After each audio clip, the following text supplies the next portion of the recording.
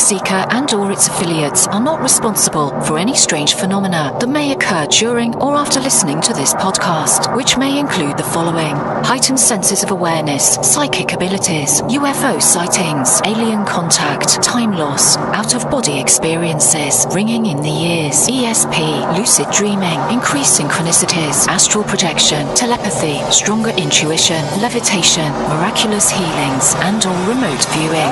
Please be advised to listen at your own discretion.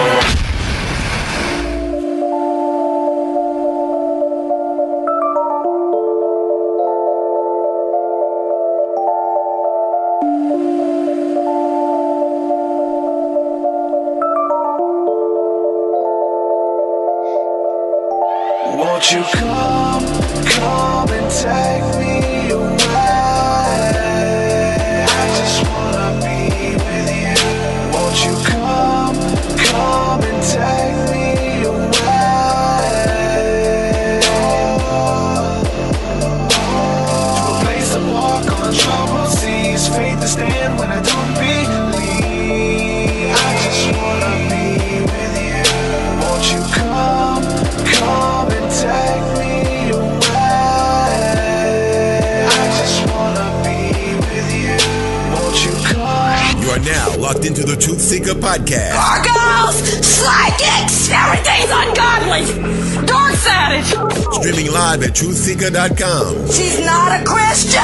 Give it up, y'all. Your portal to the paranormal, esoteric, and all things spiritual. She's tampering in dark-sided stuff. And now, your host, TruthSeekah. Yo, what is up, ladies and gentlemen? I'm your host, TruthSeekah. This is the TruthSeekah Podcast. Excited, delighted to be with you guys again today for another amazing episode. Again, we cover all things spiritual. Today, we're going to be talking about working with angels. We're going to be getting into that. I just released my book, Spirit Realm, Angels, Demons, Spirits, and the Sovereignty of God. And I dove really deep into the subject of angels and demons and all of that kind of stuff. But today, my guest is going to go in a little bit deeper and offer another perspective. Her book is launched today and it's released. And we're going to be talking about the angel experiment, working with your angels. It's going to be good. Make sure you guys stay tuned. Before we do that, I want to say a huge thank you to everyone supporting my work via Patreon, all of the enablers. This is a listener-supported show. The show doesn't exist without your help. So, again, thank you guys from the bottom of my heart for everybody who believes in my work, the vision that God has given me, and has partnered with me financially in this endeavor. And I want to give a thank you to some of the latest patrons within the last week or so by name. Shout out to Sean. Thank you, Sean, for coming on. Ann Smith. Thank you, Ann. Jessica Younger and Christina Davis. Thank you guys for believing in the work and coming on via Patreon. If you would like to support, head on over to patreon.com/TruthSeekah. There you get access to my entire discography of music, which is 200 plus songs.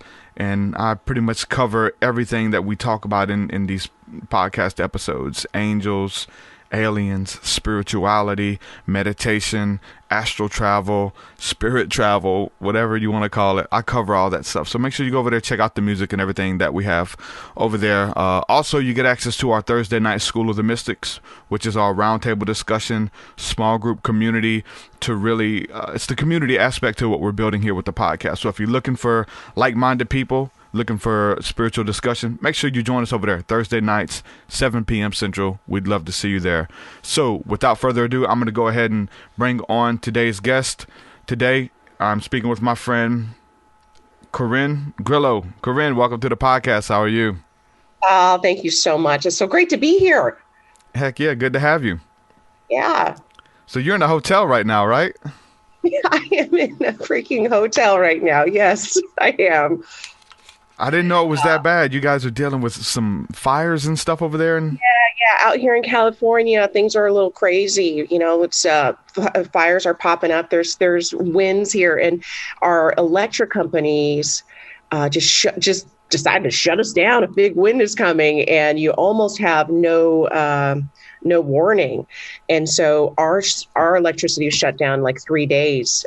So here I am. We're right in between. The electricity is about to get turned off again, but my Wi-Fi is down now. So it's been interesting. It's been an interesting week. So you're trying to launch a book, but you have no power. I am trying to launch a book, communicate with my communities, and give them great thanks and props. And it's been really challenging. But so I'm in a hotel now, and I started lighting up my boards with love and gratitude last night. I was like, finally, I found some Wi-Fi, but the Wi-Fi here is really bad too. So it's like, and you say you paid extra for the premium, but it's like dial up. You don't even. I know. I'm like, dang it, angels! Really, is this the best we could do on our first day? Heck yeah. So I want to get into your book. It's an amazing book. I love the subject matter and what you're bringing to the table. I have some questions about it. But first, for people who don't know who you are, let's just kind of give like a background of who you are, what you bring to the table.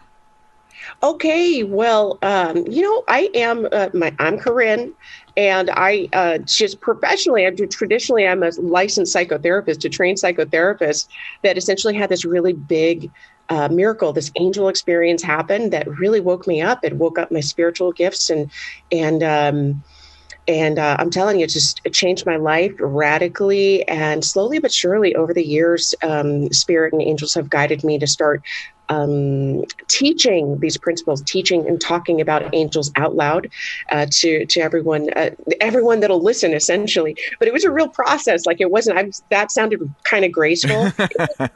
It was not freaking graceful at all. I struggled, and I had angel shame the whole time. Especially as a psychotherapist, you're really going to talk about angels right now. It's weird, but yeah, I had to, because they were coming into the room with us and lighting it up and doing some healing work on my clients. When people are suffering so much and they're crying for years because of whatever trauma that they had, and when the angels would come in and I would start working with them energetically, and their disease or their depression would dissolve, it's like, okay, I got to keep talking about this stuff. I'm not going to hide it anymore. Yeah, that's amazing. Wow. Just, and that's funny. We talk about that just really openly, nonchalantly, like you said, just talking about it in passing, but it was hard to get there, right? Like, what were some of the obstacles that you had to overcome, like, of just knowing how crazy it sounds, like outside of the norm, and then like embracing it, embodying it, and just bringing it to the table? Yeah. It was, I'm telling you, I was like the least likely person to be talking about this stuff. But, I was up against maybe feeling like I was going to be judged, ridiculed by my family, by also my colleagues, right? Psychotherapists, we have a really specific training on what magical thinking is and what that's indicative of. So I knew if I was going to talk about the miracle that happened, it's like maybe she needs to get a check, get hospitalized, perhaps a little Seroquel, a little, calm that shit down kind of thing. And so I really, it slowly went from my sweet little secret. And, I don't know if I don't think I mentioned this, but for the very first few decades of my life, I suffered with deep depression. And I wanted mostly to die. That was like my exclusive prayer for years. And so because I had this radical change, after the miracle, I started being in contact with angels. They started healing my heart, my mind, my life, and also started healing other people, and so, yeah, you have a choice to make. You're either going to own the truth and just stand in it, or you're going to run. And luckily I did not run. And people did actually ridicule and have some judgment about, okay, wait, you're a trained professional and you're doing what? You're talking about what now? And angels. And I'm like, yeah, I'm talking about angels because the shit works. And it's real. And it's wonderful. And what's so funny now is like those people who were super judgy several years ago are now coming to me going, okay, how the hell, what did you do what are you doing? What are you doing? For sure. No, I'm with it 100%. I've been on that journey. You've been on that journey. And I think a lot of the listeners are on that journey right now, and they're trying to navigate through that stuff. Like, what do they keep to themselves? What do they share openly? My family's going to judge me. Will I get fired if I talk about this kind of stuff openly? So I think us being open and honest about it really helps people. Oh, it really does. And I didn't really know the gravity of what I was doing, or kind of the threshold that I didn't realize how important that threshold was when I started claiming it inside of my one-on-one practice too, and saying, okay, there's angels here. Do you want to hear you want to hear this angel message? It's really awkward in the beginning, but people do need to this work. And I believe, I don't know what your belief is, but that there is an awakening happening, and people are coming to life and cracking open and not knowing what to do about it. Yep. Their senses are awakening and they're feeling energy, and all of a sudden they can't stand being around certain people that they Yep. used to really like. They don't know what that is. So yeah, it's so important. Even with angel shame, I still have a little angel shame, to be honest. It's like, okay, I'm still talking about angels. But it's like, coming out of the spiritual closet is so important for us all, so that we can find each other. We can find each other and find like-minded communities. And I love that you have an ongoing community where you can talk about this stuff without hiding. Yeah. Well, yeah. So that's one of the things that we kind of hide behind, and it's kind of like a badge of honor or whatever. It's like, what I'm saying, nobody understands me. I'm the only one going through this. And we kind of, okay, it's just me, I'm going crazy. But it's like, no, we're taking that excuse away, because there's so many people who are experiencing very similar things, Yes. and they're just being open and honest about it.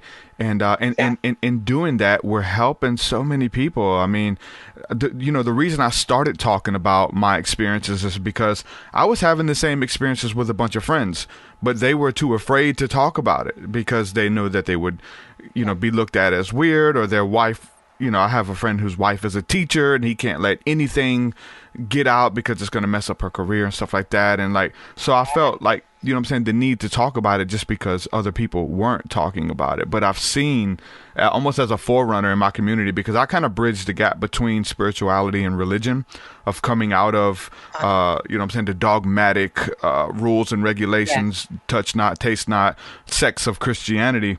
And people are having an awakening across the globe, and it is no respecter of persons or religion, and people are in Christianity, and angels are contacting them, spirits are appearing to them, but they don't look like what we've been told that they look like. These beautiful men, sometimes they show up as a ghastly figure or a ghost or a mist or something like that, and really to explore that stuff and break it down. And I'm seeing breakthrough in my life and in the lives of people in our community as well.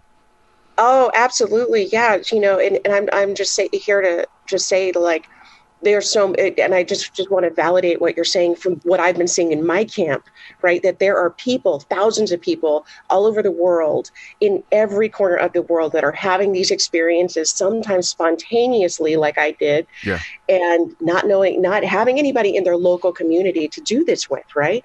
And so, I also built spiritual communities online, and it's just been so wonderful to see these people make these powerful bonds and become friends for life, and start traveling to other countries to be with each other. It's like this global freaking amazing movement of truth seekers, right? Yep. And as opposed to the people that are still just looking at the books, right?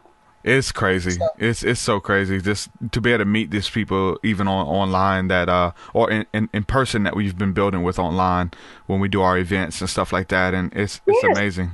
And, isn't it so cool? It is. It's crazy. People are traveling from all over. That's when I knew that I was on to something. I did an album release, which I've always done an album release concert, but I did one for like one of my latest big albums, and people drove like from all over. Like it was like the average was like an 8-hour drive to get to where I was for this concert. And then, we had people locally support, but it was like all these people from all over. I had no idea. And like they came from all over the country. And I'm like, oh, wow, this podcast and this information is helping. It's you're helping people, It's connecting. Yeah. Right? It's connecting, and people want to meet. That's exactly what happened to me when I had my first, I started doing this international work, but it was mostly online. And when I finally had my first event, I couldn't believe what happened. Actually, last year, here's what happened. I found this place in Peru, and in Sacred Valley. And it was like this really kismet way that I found this property, right? And I was like, oh, it's Peru. I don't know if anybody's going to want to come to Peru. And I'm telling you, like, people flew from Australia, Europe, from everywhere. And we had like 25 people come and join us in Peru, rocking some plant medicine with the shaman in the Sacred Valley. And these are angel people, right?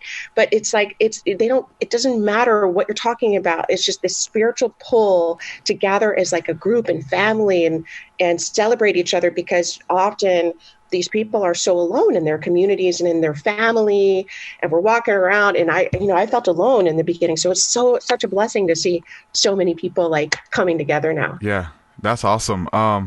So I want to talk about that experience as well, but let's talk about the first miracle that happened that really kind of pushed you over the edge and showed, like, kind of showed you how the angels were communicating with you. That first encounter that you had, that you talk about.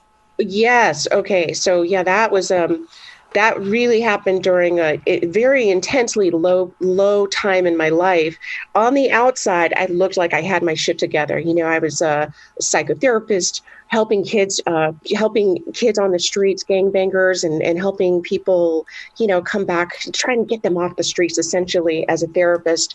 And even though that was happening, and I had a kid and a husband and a house and the whole formula of what's supposed to make you happy, I was deep suffering. I was drinking about a fifth of tequila every 2 days.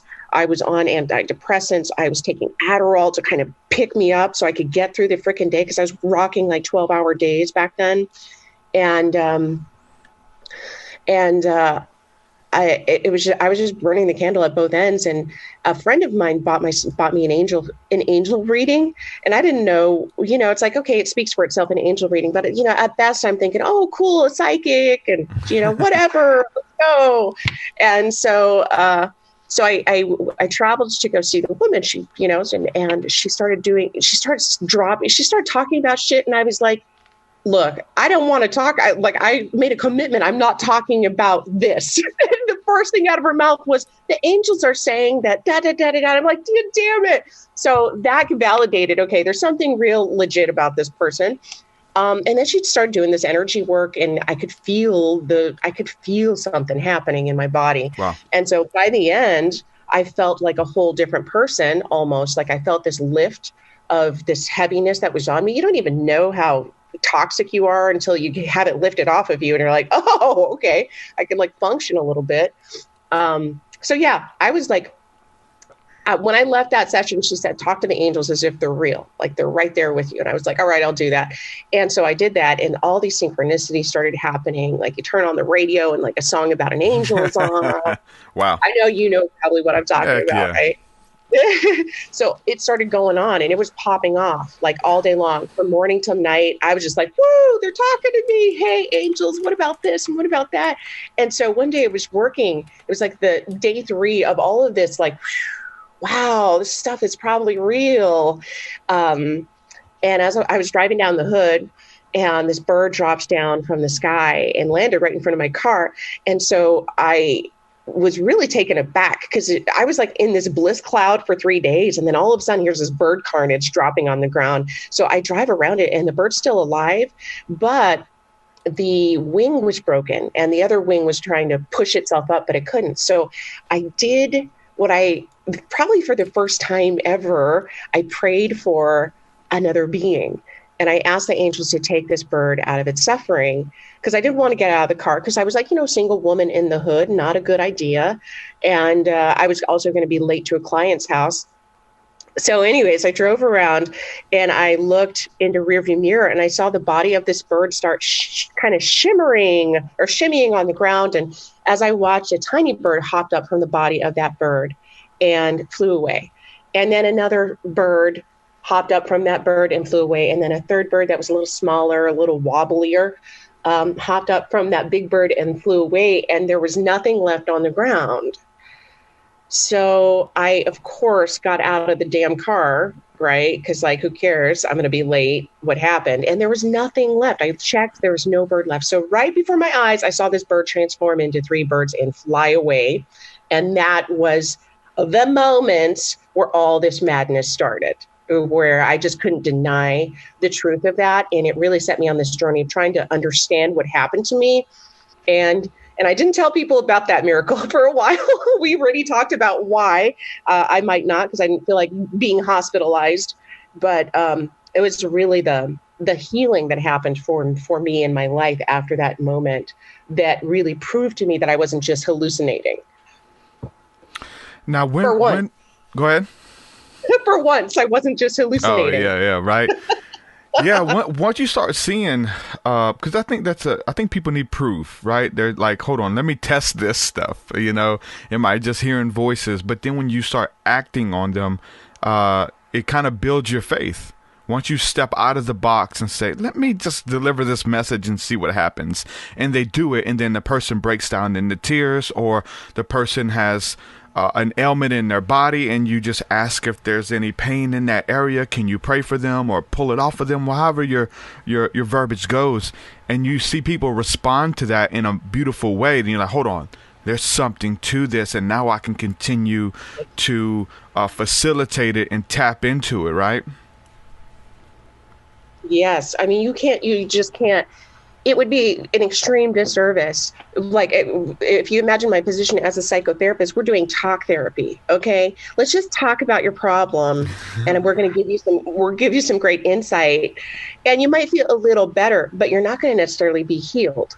And when I started bringing the angels in and spirit in, and really using this divine connection to help eradicate that which is not true, which is the lie, which is the disease, which is whatever, and bring out like this gooey, delicious essence that we have. I mean, I started seeing radical things happening in my practice. My practice all of a sudden was like crazy full, right? And I was in a wellness center where most people were struggling for business, and all of a sudden people were flying, literally flying in people from other states, like their moms. You got to come see this therapist. She's not a therapist. She's something else.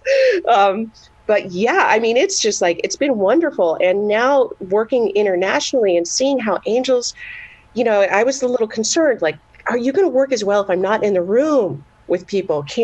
Is this energy work? Is this work going to work well if I'm talking to someone in Scotland, or we're on a group call and I'm talking to 100 people or 1,000 people? But they kept on guiding me to keep going, don't worry, we got it. And it's been amazing, because just the healing and the miracles that continue to happen since that first day. It's just like this like crazy wave of awesome. Yeah, that was a big thing for me too. It was like, I love being in a room with people, and I can put my hands on someone and be able to pull and move energy and pray and share blessings and stuff like that. But stepping into that next phase was like, okay, this person is on the other side of the world or in another state, and we're just having a Zoom call or Skype session. And I remember a friend of mine, it was actually Kelly Coffey from Kelly and the Raw, and she was like encouraging me to step out in my consultations and my sessions and stuff. She's like, I got some pain in my neck. Let's just see if you can, say move the energy. And I was like, okay. So we did it, over video chat. And she's like, oh my God. And she was just like, really, like, moved to tears. Like, it worked. It really worked. And so I was like, cool? wow. It's So it just cool. kind of encouraged me to step out and try it. And then I just started expecting it, like in phone calls with people, like they'll be on the other side of the world, and they're like, man, I got this stuff going on with my legs and the nerve endings, and I can't really move my legs. And we'll pray and send a blessing to them. And over the phone, they begin to tremble and start crying and feel that energy wherever they are. So there's no such thing as space and time. Now is the only moment that we have, and we're all connected to be able to step into those situations like that and knowing it. Man, there's so much power just simply in that. But it's about testing and following those signs, so that now it's not a theory. It's like a deep rooted knowing that you have when you step into that, right? Exactly. Right. So, that's the science of it, right? It's like, you just prove it out. You just try some weird shit and you just prove it out, and it freaking works, and it keeps working. Oh God, I love hearing that's what happened to you. That's exactly what happened for me. It's like, okay, you feel this urge, you're just going to try it. And I would actually say to my clients, hey, you want to try some weird shit? And they'd be like, sure, let's try it. And then, so I would kind of try that approach as well. And, I don't know if I mentioned this, but, I now teach. I don't do a lot of one-on-one anymore. I now teach other people how to do this, how to work with angels, and how to heal other people. And that's like created all of this other extra global movement of awesome, right? Because now my students and my students' students and my students' students are creating miracles with spirit. And I think the beautiful thing about that is like knowing the law of compensation and the ripple effect. Like, you're sharing in that benefit of bringing light to the earth, because like each one reach one, and then together we'll change the world. So speaking into that person, working with that person, and then they raise up 17 people under them, or one person that reaches 17 people. It's almost like an MLM, like a spiritual MLM that works right. And you sharing the benefits of that, like the karma, you reap what you've sown. And like, it's so beautiful just to sit back and think about all the lives that are affected because you answered the call, right? And you can sit in that in your meditations, and even when you're feeling depressed and it tries to come back, say, hold on, I know what I'm doing and it's working. I've got the messages to prove it, and just really sit in that. It's so beautiful, man. Yeah. Oh, thank you. Yeah, it's really freaking amazing. I had no idea. Like I said earlier, I didn't know the threshold that I was crossing. I didn't know the magnitude of where I was headed just by saying yes to the simple thing. Like, I'm going to say something about angels in my session one day. I'm just going to see it and I'm going to own it, and it's just one thing after another. And I just, I love that you are promoting and talking to your communities about the importance of them stepping into their power too, and claiming and owning what they know, because if you don't do it, who will? Like, if not you or me or whoever's listening, who else is going to do it? And this planet needs us. It needs really fun party tricks of awesome and miracles and magic and truth, and however it comes. And we're all so unique. We're all so unique. Our connection is so unique. And so yeah, wow. Well, I just love what you're doing. I just have to say. Man. That's what it's about. So how did it start happening for you? Like, when you started working with the angels, did you see them walk into the room? Do you get just downloads of inspiration and words of wisdom, and it's just translated? How does it work for you? Like, you know what I'm saying? Inside, like, what do you see or what do you feel when you're in a session? Yeah. Okay. So in the beginning, it was a lot of physical manifestations, not necessarily angel appearances, but I told you, like, synchronicities, and like they'd start, all this weird stuff would happen, right? Manifesting in the real world. But in sessions, what would happen, I'm not like one of those people, I'm like walking through the grocery store and I see angels hovering all over everybody. Like, it's like I'm on the clock and then I'm off the clock kind of thing. But when I'm on the clock and someone's sitting with me, what would start happening is I just would feel like this, I guess it's like electrical, like angel bumps. Like, you feel this like inspiration. Yep. And then for me, it was like the room would swell with light. And so I would kind of see it, but mostly just feel like this incredible presence of peace. And then I would go, okay, there's angels here. And so I didn't know at the time, I didn't know if I could actually invoke them, right? Yeah. I wasn't officially invoking back then. I was just waiting for them to come, and then I was okay, we've got some angel stuff to do.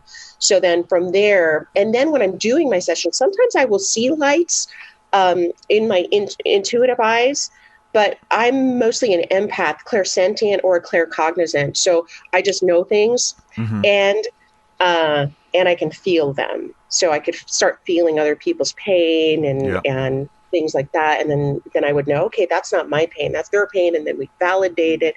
But yeah, so mostly that. How about you? How does it come through for you? A little bit of all of it, it's right? it's you know what I'm saying, real similar, and there's and I'm still just diving deeper into it.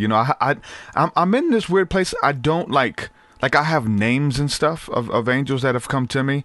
And I tell you the weird thing, and I've talked about this a little bit, for me, and I've done this on my private sessions with people. It's like, we'll go in together, we'll tap into the spirit, and I'll start, like, once I get really deep, there's a tongue that rises up, almost like, glossolalia, or what the Bible calls speaking in tongues.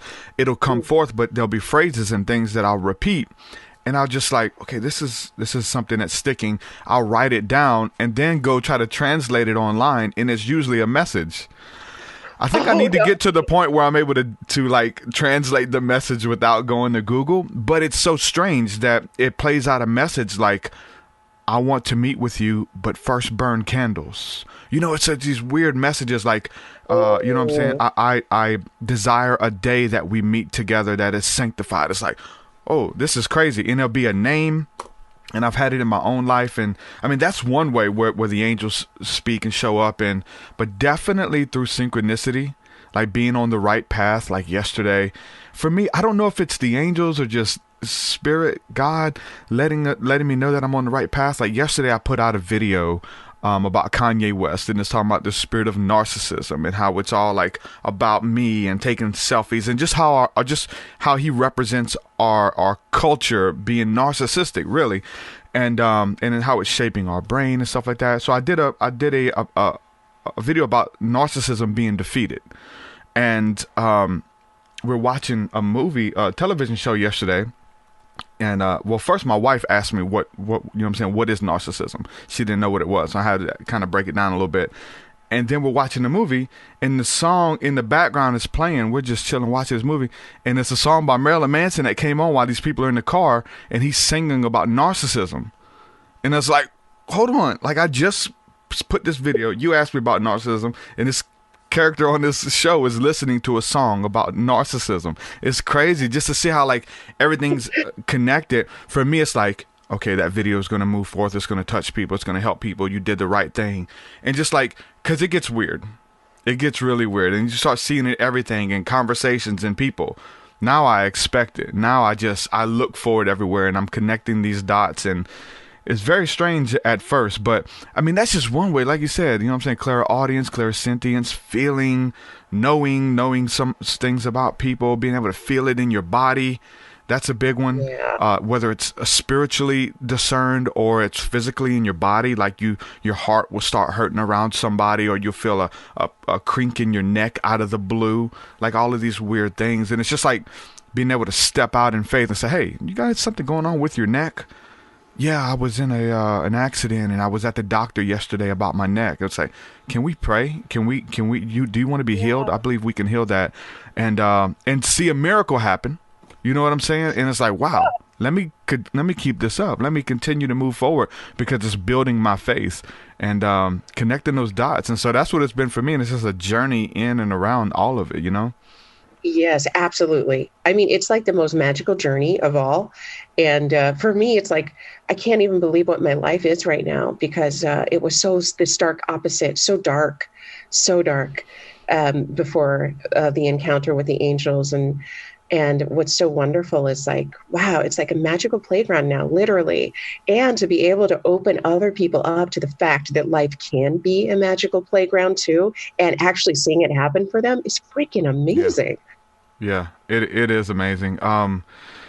Just stepping into that. I want to get into the book, but first I'm just trying to build this framework about these angels first and how they interact. And I know they're interacting in all these ways we just talked about, both of us, right? Many people listening, they may have one or two different ways, but we're connecting dots for people. Now, what about the sacred plant ceremony? Were you able to encounter those same angels in a different capacity? Did they show up differently? Was it other angels or entities that came to say hello and send forth healing? How was that experience? Yeah, well, for me, I've been bonded with plant medicines for over 10 years. So I have been doing plant medicines like ayahuasca, San Pedro, Wachuma, which is the same thing, and mushrooms. And, I am definitely someone who is interested in the other worlds, if you will. So, but why I do these medicines is not necessarily to just encounter beings, but to heal my heart. Yeah. All of them are just incredible heart medicines. And so however, though I've been supposed to be going to Peru for the last 2 years, I've had a trip and I had to cancel, I finally got there. And what got me there was just bringing 25 people with me. It's like, okay, I'm on the hook. I got to go. Wow, this journey, I have to tell you about this journey because I feel like it's pertinent to all of us right now. It wasn't, I definitely saw beings, saw beings. There's this sacred mountain. And when you have the right kind of formulas and the right kind of vision, you can see beings all over just that mountain. It's such a trip. So, and so I just want to say that, yes, there were beings, but the contact I made mostly was with Pachamama, Mother Earth, mm-hmm. and the power, the great power and support that she has for us. And, when you're right in the heart of the Sacred Valley, where the medicine is actually from, okay, where Wachuma is from, and you're with Incan shaman who were speaking the original language. It was like amplified like crazy. Okay. Yeah. And so I went on this crazy journey of essentially, let's call it a 6-hour purge. I was puking and crying for 6 hours straight. And it sounds like torture in hell, but it was so important. So after I got through my own personal purging, Pachamama showed me that now it's time for me to start puking and crying on behalf of the planet and behalf of the people. Yeah. And what she showed me is like, I don't know if did this summer super suck for you? Was it really hard? Did you have some really intense stuff? I just know a lot of people that went through a lot of intense stuff this year, period. It's like a lot of changing and a lot of fear and a lot of, what do I do? And what do I really connect with? What do I really, all of that stuff. So she then started having me purge on behalf of the collective. And she showed me that right now, what we're seeing, with politics and the presidency, now is a collective purge. Even Kanye would be an expression of that. For real, coming to God. Like, look, I'll lay it down. I'm coming back to my roots, Right. So it's like the earth is giving us our buckets full of puke so we can see it, so we can heal it, so we can be healed on the deeper level. So, of course, after that day, I felt like I was reborn. Did you take that with you though? Like that, empathy and that groaning, that the earth is groaning for its children. The earth is hurting for the way its children have gone astray and are abusing it themselves. And there's an ancient call. Part of this awakening, we're talking about global awakening, is an ancient call to return to the earth, to put your feet on the earth, to return back to the plant medicines. Like the earth has provided things for us to heal ourselves, but we're looking for other ways. We're looking up to the sky when the solution and the medicine is right here, right now. And we were given this beautiful freaking gift to heal. I just read a comment. It was a local pastor here who said he was like getting on to other pastors and other Christians who started out teaching about Jesus, but he said, now you're teaching about CBD and all of these other ways. He's like, Jesus is the only healing and he's the only thing you need. And like as far as like looking for a divine miracle when we've been given like the things in front of us, it's like, here's the medicine, take it. No, I'm not going to do it. I know people who have went to the grave who some would say too early because they would not use any medicine, because they were just stuck on faith and that God would heal me. Guess what? Yes. He called you home, whether it's using wisdom or anything like that. But there's this weird religious attitude with CBD or any of the plant medicines. I did a chapter in my book about my experience with psilocybin mushrooms and how it just changed my life on 2 occasions. And I have a decent Christian audience, and they're like, some of them are like, no, but there's an awakening happening. It's like, I would be doing you a disservice not to mention it or try to hide it or whatever. Absolutely. But it's plant medicines. It's a medicine. It's put here for a reason, to help us and to heal us. Obviously, if you abuse any medicine, if you go get Robitussin or Tylenol and you take too much and you abuse it, it's going to harm your body. You're going to start hallucinating and seeing stuff. But even with like microdosing, psilocybin and things like that, just the medical studies and research that are being done right now is phenomenal. And if you don't know about it, yes. Yeah. Oh gosh, I know. I'm a huge advocate for also microdosing as well. Again, psychotherapist, right? Yeah. And so I have microdosed to try it as well. And I've turned people onto it, and it's so life-changing, and it's insane for anyone not to at least entertain these medicines, because Spirit gave them to us for a reason. Yeah. But I have to tell you, okay, so during Peru, a Mormon couple came. Okay, they live in Salt Lake City, like they're legit Mormon. And it was their first experience, shamanic experience, right? And they still participate in our angel communities and stuff like that, but they've never had a shamanic experience. And let me just say, they left Peru, feeling a little differently. And as a matter of fact, I was just talking to the man. He's now taking 10 Mormons to Sacred Valley to go to Wachuma. He's like, look, it's just too good. Not forward. People need to know. That's what he's saying. People need to know. And that was the most powerful experience of his life.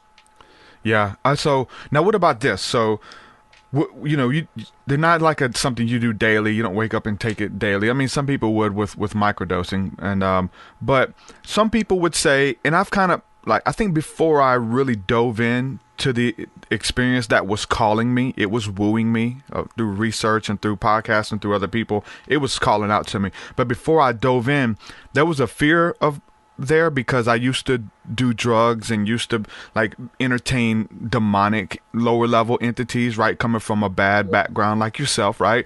So I was scared to really give my mind or my emotions over to another entity that might trick me and say, got you for 8 hours, you're mine, right? So there was a fear there, and I addressed that in the book.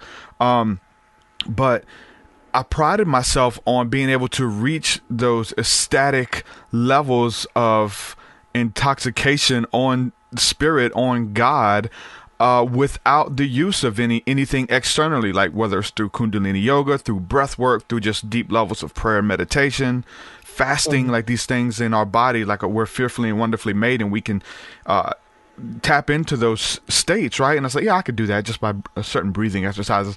But there's some truth to it there, but it's something totally different, right? It's a whole nother experience to even pretend that we can facilitate something like that without the use of those plant teachers, right? Yeah, and I love that. Yes. I mean, the miracle that happened to me in spirit and angels, all of that, super cool, but there's no comparison. It's just a whole different, it's its own thing. Its own thing of who we are. It's because we're part of it. We're part of that too, just like we're part of the angelic realm and all of that. But yeah, and I love that you called it a teacher. And I think that that's really important for people to understand, is that it's not like drugs like Nancy Reagan. These are, you'd have to really understand and experience it, but the deep compassion coming from these plants and the deep, profound teaching. I envy the way that ayahuasca teaches. I just whoa, how does she do? These plant medicines are so, I love them as much as I love angels. That's all I'm going to say. And everybody knows how much I love angels. That's but awesome. They don't fuck around. They will show you.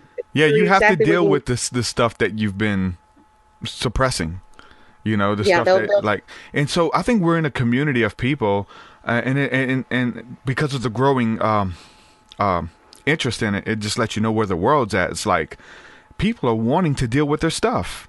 They're wanting to find healing. They're wanting to get to the root of it. So the plant medicines will help you to do that. So for anybody who has a bad experience with that, it's because they're not willing to face the stuff that they've been suppressing, and it's going to make you do, make you do that. But we're in a community of people who are yeah, show me the bad things about myself. I want to be a better person. I want to bring forth healing to the nations. I want to, whatever is blocking me, I want it out the way. Let me deal with it head on through the grace and power of God to really do that.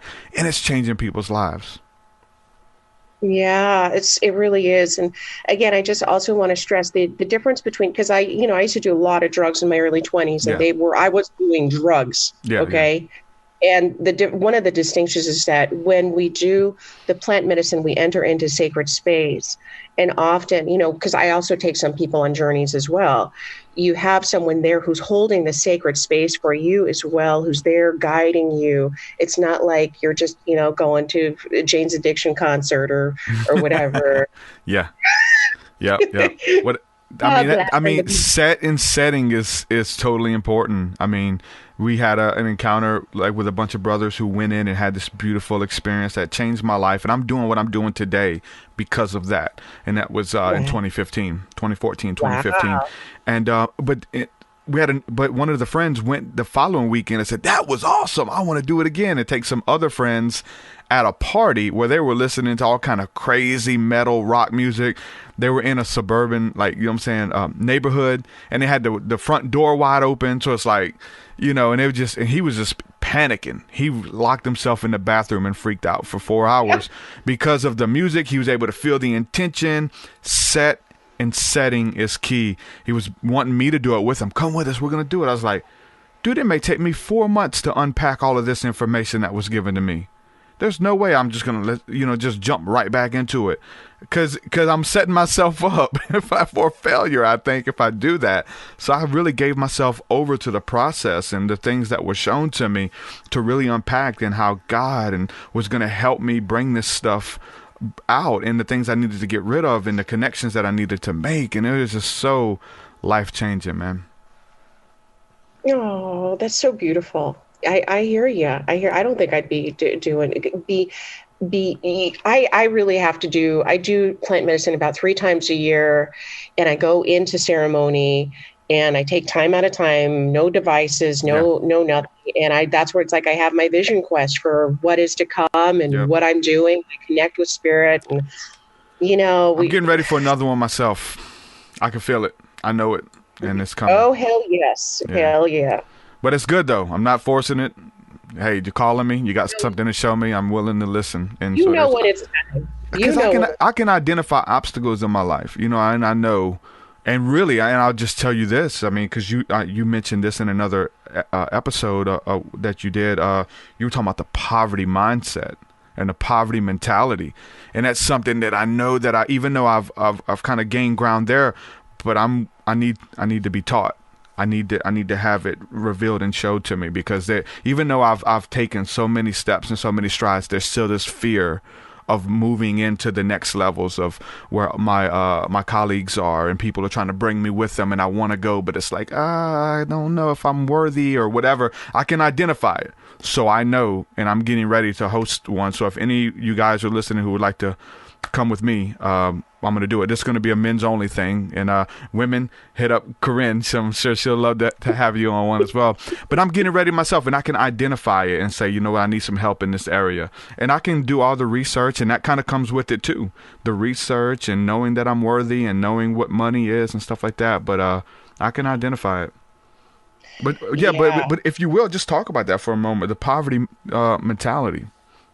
Yeah, I mean, what would you like for me to talk about specifically? Just like how we're worthy for our, what I'm saying, a worker is worthy of their wages and what they bring to the table, and all that kind of stuff. But people have this disassociation when it comes to money, and that they don't deserve it and things like that.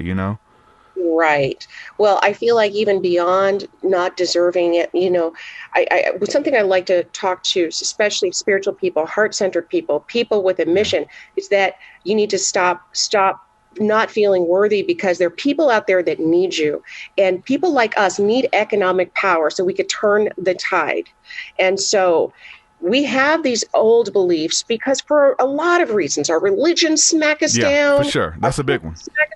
Our culture smacks us down, and you're not holy and you're not close to God unless you're, you've relinquished all of your material wealth. And believe it or not, what I've found over the years is that we do have these unconscious beliefs that we inherited from the religions, from our families. And even though our mind says, yes, I want to make money, the more you do spiritual work, the more a part of you resists it, because we have not cleared the deeper part of us that feels like in order to truly love God, we have to let that shit go. We have to let money go. So that's one repair work that's really major for a lot of us. I had to do a lot of that work myself. I've never been money focused, but when I stepped up and I owned the fact that, look, in order for me to have the impact I'd like to have in the world, it's going to come with some cash, because I need to fund my dreams, and no one else is going to fund my dream for me.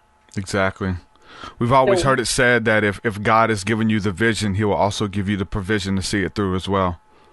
Yeah, but some people are sitting there like hanging back, waiting for provisions to come, but they don't realize it's your sacred action that creates the wealth and your willingness to move through the walls of terror that comes with the responsibility of earning cash. So I just had to do the next layer of this work for myself because of with this book and I've kind of let myself gotten bigger than I ever thought was possible, but I know there's more. Yeah. And so I did a 2-night ceremony with ayahuasca and she just like smacked me around. She's like, what are you doing? Quit running from fame, quit running from this stuff. And she showed me the reason why I, at this level, was still resisting full-blown awesome, crazy awesome, was because I was afraid that I would lose my children. My time would be taken so far up that I would lose my connection with my children. She said, you don't have to lose connection with your children. What you can do is just say no to the things you don't want to do instead. So what do you feel like it is for you? I think it's, I don't know. I just know, I know my community and I kind of know their financial situations, and I don't want to leave them behind or set a bar that's like unattainable for them. You know what I'm saying? That's a big part of it, because like what we've created. But I know that, like, stepping into that next area, like, again, we're raising up healers, we're raising up shamans, we're raising up preachers. Like, we're sending them forth, we're encouraging them, and money is part of it. Like you, there's no way around it. Again, just living from miracle to miracle. And God, I can't pay this bill. How are you going to pay it? Oh, it's paid, right? And that happens, right? But I don't think that we're supposed to live from miracle to miracle. It becomes a way of life, and there's like a responsibility and things like that, and bills and really things that have to be paid for. And so for me, I think part of it is like that, and like even when I started doing private sessions, I had to get over, there was a lot of people like, oh, you're charging for prayer, or you're charging to let people talk to you. And it was only a little bit of money, but some of the packages and stuff that I've been working on with some friends, they're just like encouraging me, and they're like, man, this is your best stuff. You can't just give it to the birds. This is like something that, it's everything. So I really want to help people and take them to the next level. I know that all of the work that I've done is about that the spiritual practice and getting to the next level for people. But to really, I guess, take those people under your wing and like, okay, we're doing it. This is not theory. This is not just what helps. I'm going to help you do it, right? And just to reach that next level. And there's a fear of like, if who won't come, or people fear of rejection as well. Like, it's still, even though we've dealt with it, it still tries to come back and as testing and stuff like that. Yeah, no. I have to tell you the truth. Every time I launch a program, I am sure it's going to fail. Still. And it could be the same program that I've done, like my Angel Alchemy Academy. That's a 6-month intuitive healing training. And every year I go through this deep depression of how they're all going to hate me and no one's ever going to do it. And, the thing is, every year it gets bigger and bigger. It's been successful. There's all this social proof, but it's still, your dragons don't go away. It's just up to you whether or not you're going to move past the gargoyles or not. Yeah. And say, I hear you, but I'm not listening to you. Yeah. And you keep going. So for you, I see the struggle there with the finances. I mentor a lot of business owners, spiritual business owners, kind of because it's so important for you to know that you're already offering so many levels of beauty, like just free and beauty. And so this little creme de la creme thing totally needs to happen and give birth to that, because I find, and people are going to talk shit whether you're charging $3 or $3,000. Okay. Yeah. Because I used to get that a lot, and I used to feel guilty, like, God, and now it's like, you're right. God's work is free. Angels are free to everyone. But sure. My time is not free. Yeah. Yep. 100%. Yeah. There's no way just to respond to all the messages and really give the people. I try, like, even like when people ask me a question, even with the Kanye thing, it was like, hey, what do you think about the Kanye? Whether it's write a comment, it's like, you know what? Let me do a video and just let everybody know, right? Because there was a lot of different people asking this. So if I was just to kind of message those people, I was like, look, let me do a video and know that I thought of you when I did the video, right? This conversation. So yeah, those next levels, man, but I can see it and I know it's there, and it's about how to get there and walk in it. And then once I get there, there'll be another level. and there'll be another level, and this is part of it, but being able to identify it versus just being lost in confusion and not really knowing where you are or where to go. I know where to go, but it's just about getting there, right? That's where I am. So enough about me. Let's talk about this book, because I believe that the book is something that maybe even be able to help me to get there or other people to get there, because it's would you call it a devotional? Is that a good word for the book or no? Well, I like that name for a book. I like that name for the book. Yeah, that's not the word that I would use, but it's because I don't really have a strong religious background. So it's a ritual. It's an invocation. It's a daily routine, a daily ritual, I guess, right? It's a daily routine, a step-by-step method. No, it really. It's a very straightforward, simple step-by-step method to open up the field of the angels, and to kind of align yourself with their power and open up communication with them. So it teaches you simple ways to really open them up. Yeah. We do invocations, and each day was channeled. Each day was kind of set for the next one, and it was originally a program that I did. I released it internationally, and lots of people took it, and lots of people had incredible experiences. So the angels inspired me to really turn it into book form, even though I resisted, like I resist everything else. For sure. So I mean, you know what I'm saying? Why is that important as far as like dealing with angels to help us discover our divine purpose? Like, why is that important? Well, because so many of us are walking around like we're just these lone little beasts walking around feeling all hungry and starving and tired and depressed, and we're not alone. And I didn't know. I mean, I knew in theory, right? Because you hear about angels and like, oh, Jesus over there, but I didn't realize that you could bring this stuff into deep harmony with your life and use it in such a practical way. So because my life went through incredible healing in the beginning, radically, like quantum speed of healing, even my physical conditions disappeared. I had asthma and all this stuff. Those started like disappearing right away. Because of that, I knew that, I just couldn't keep it to myself for too much longer. So yeah, people need to know that they're not alone, and need to learn practical ways to work with spirit, because I feel like, even though we love religion, I love all religions, especially the mystical arms, the mystical branch of these religions. For sure. But they can also sometimes disempower people by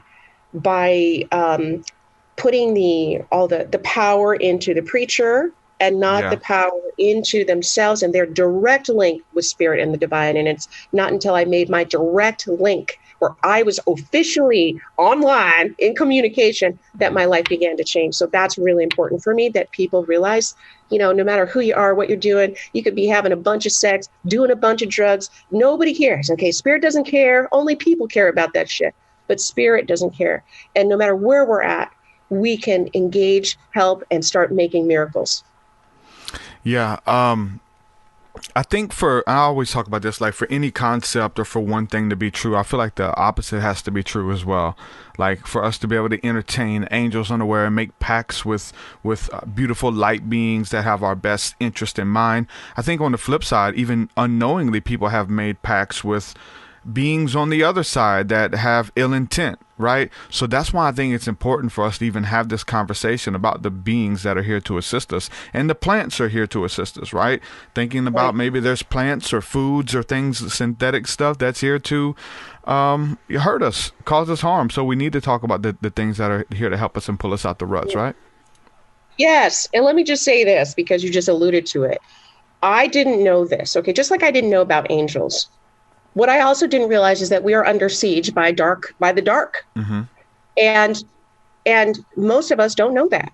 Most people think that their depression is their own. They don't see the little ugly hanging on them, feeding off of their misery and torture and suffering. I noticed that when I started doing one-on-one work, and it's like, holy shit, there's something. Hey, you mind if I get that off of you? And then all of a sudden they feel better. So I think these spiritual practices, whatever you got going on that actually works for you, is so important. And I feel like that's a huge part of why I feel so much better, is because I had a bunch of crap leeching on me. What about the power of the ritual and sacred space? So when it comes to prayer and connecting with my angels and stuff like that, you hear a lot of people say they just do it all day throughout the day. Like when I'm on my commute, and that's cool. I believe that, right? I do it too. But there's something about creating a sacred space and say, okay, this is the place in which we meet, and I'm here. I know it's not just my subconscious. I'm not just driving the car and thinking about you. Like, I'm ready to really dive in this place of experience by setting up a sacred space, even in their own home. What would something like that look like? Sacred space. Yeah. I mean, it looks like however someone wants it to look, but I see a sacred space inside the home as a portal between you and the divine. And so some people, I recommend candles or flowers or sacred objects, but think of it as a window between you and God. And I know I think there's a lot of different types of traditions that they call it having an altar, and kind of resists bringing that into the house. But it's been life-changing for me and for the people that we work with. It's like coming home. And, the church and the revival doesn't have to happen on Sundays in another building. It can happen every day in your own home. Yeah. I've definitely seen that in my own life, that it doesn't happen in the revivals. It's an inward thing that kind of it's a fire. We all have the fire within us, but when we the Spirit of God or another person can fan that flame within you, and then it overflows and you start little brush fires wherever you go, and that's like genuine revival. We've totally seen that in our spiritual life as well. So what about, like, what are some of the other ways that we can know that the angels are communicating with us? I know you mentioned, like, through these different synchronicities and stuff, but how do we move forward with that? Again, I have it all day through every day, and for me, it's almost like just the universe or God just putting breadcrumbs down, say, hey, you're on the right path, keep it up. I'm just letting you know, hey, it's connected. I know what's going on in your mind. Like, I've got it all figured out. For me, it's that a lot of people would talk about, like, once you have a synchronicity, that maybe it's a sign that I need to tap in, or I need to kind of draw away because they have something to show you. Is there any of that kind of goes on, or is it just kind of a go with the flow thing? Yeah, I mean, it just depends. I think people need to learn how to, what I call the stop, drop, and roll method. Do you know Smokey the Bear?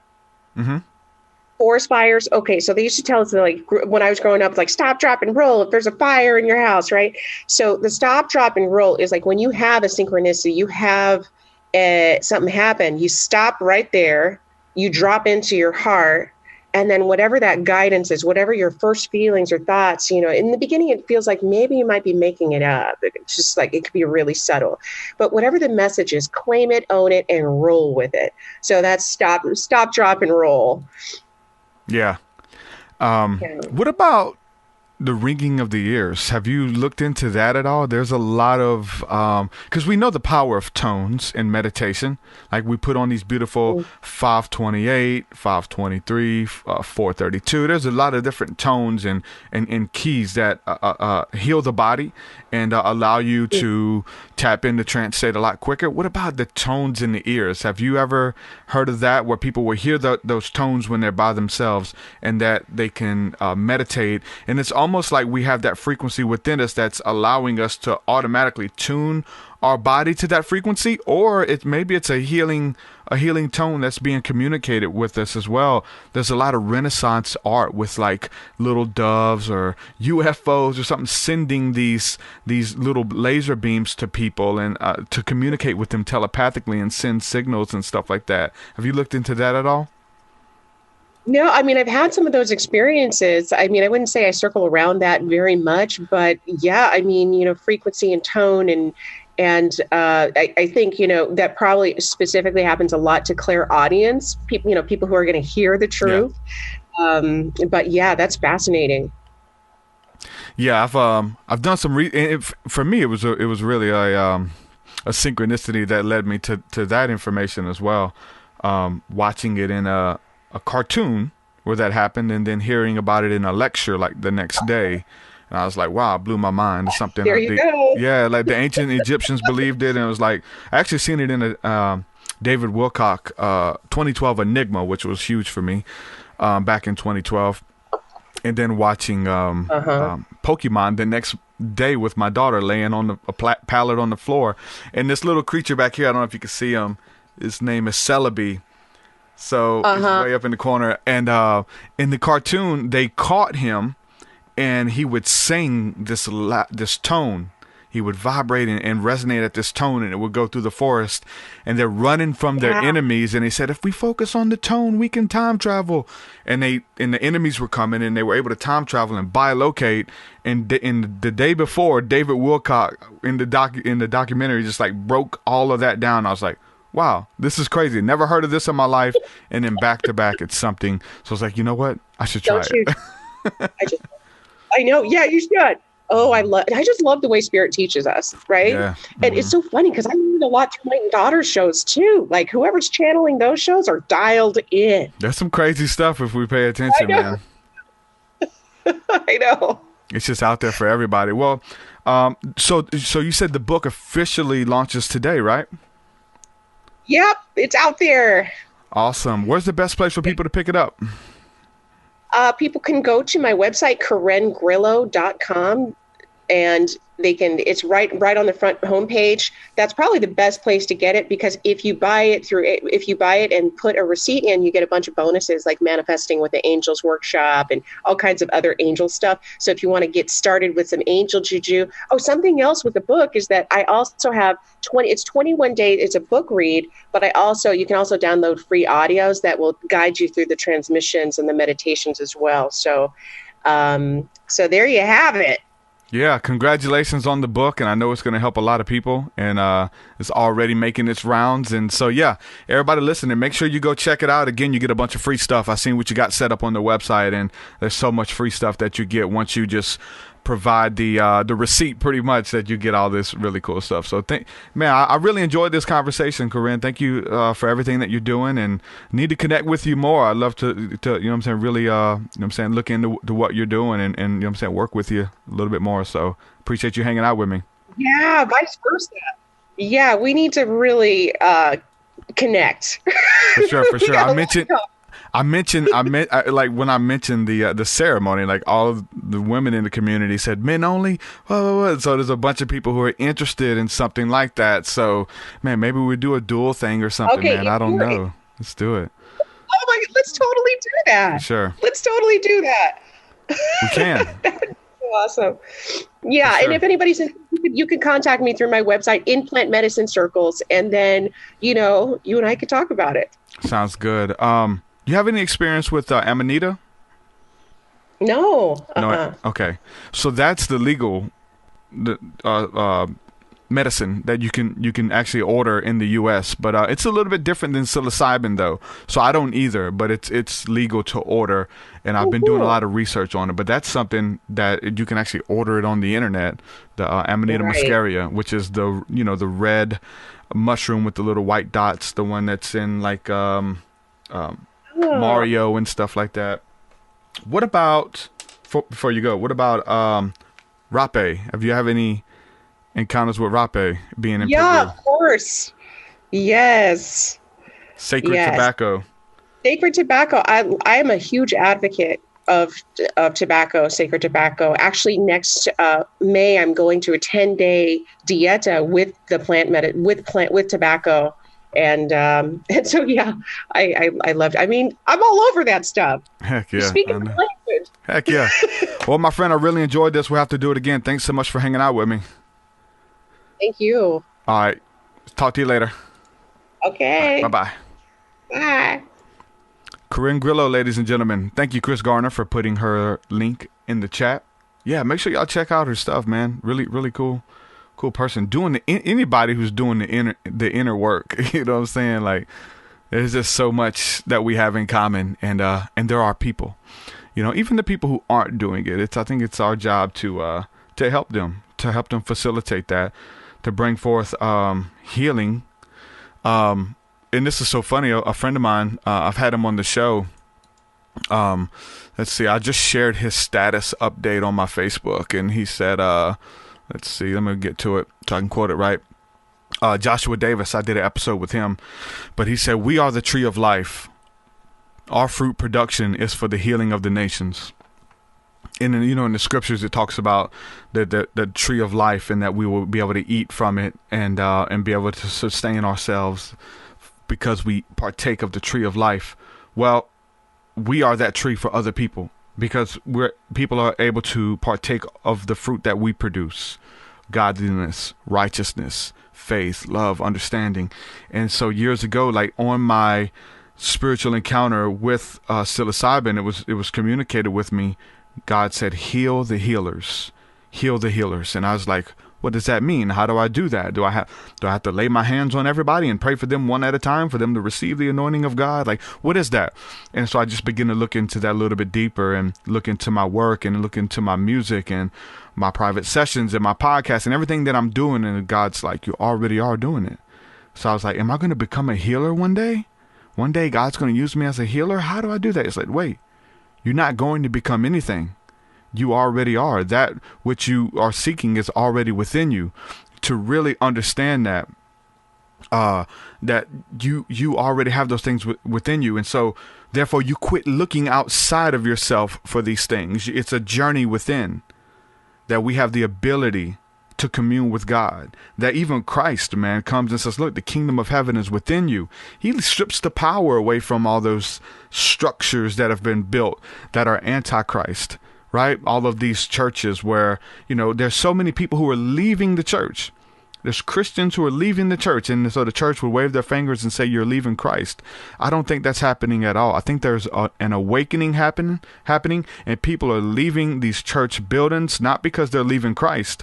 No, they are following Jesus. Jesus has left the building, and they're following Christ outside of the four walls of the church. And so they're getting upset because that power structure is changing. People are finding that, look, I don't need you. I don't need you. I can go within and commune with the Father.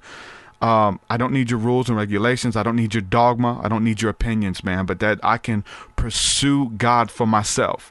And there's a beauty in that. And so for those of you in the church, you would better be teaching people how to do that and facilitating that, because you're losing your power really quick. And it's not that people are leaving Christ. There's a foundation that people have found in Jesus and in the church, man. But they're coming out of dogma. They're coming out of all of this weird stuff that you guys have forced on us over the years. And we've all knew that it was wrong, but we didn't want to say anything because we didn't want to, get demonized. We didn't want to have the fingers pointed at us.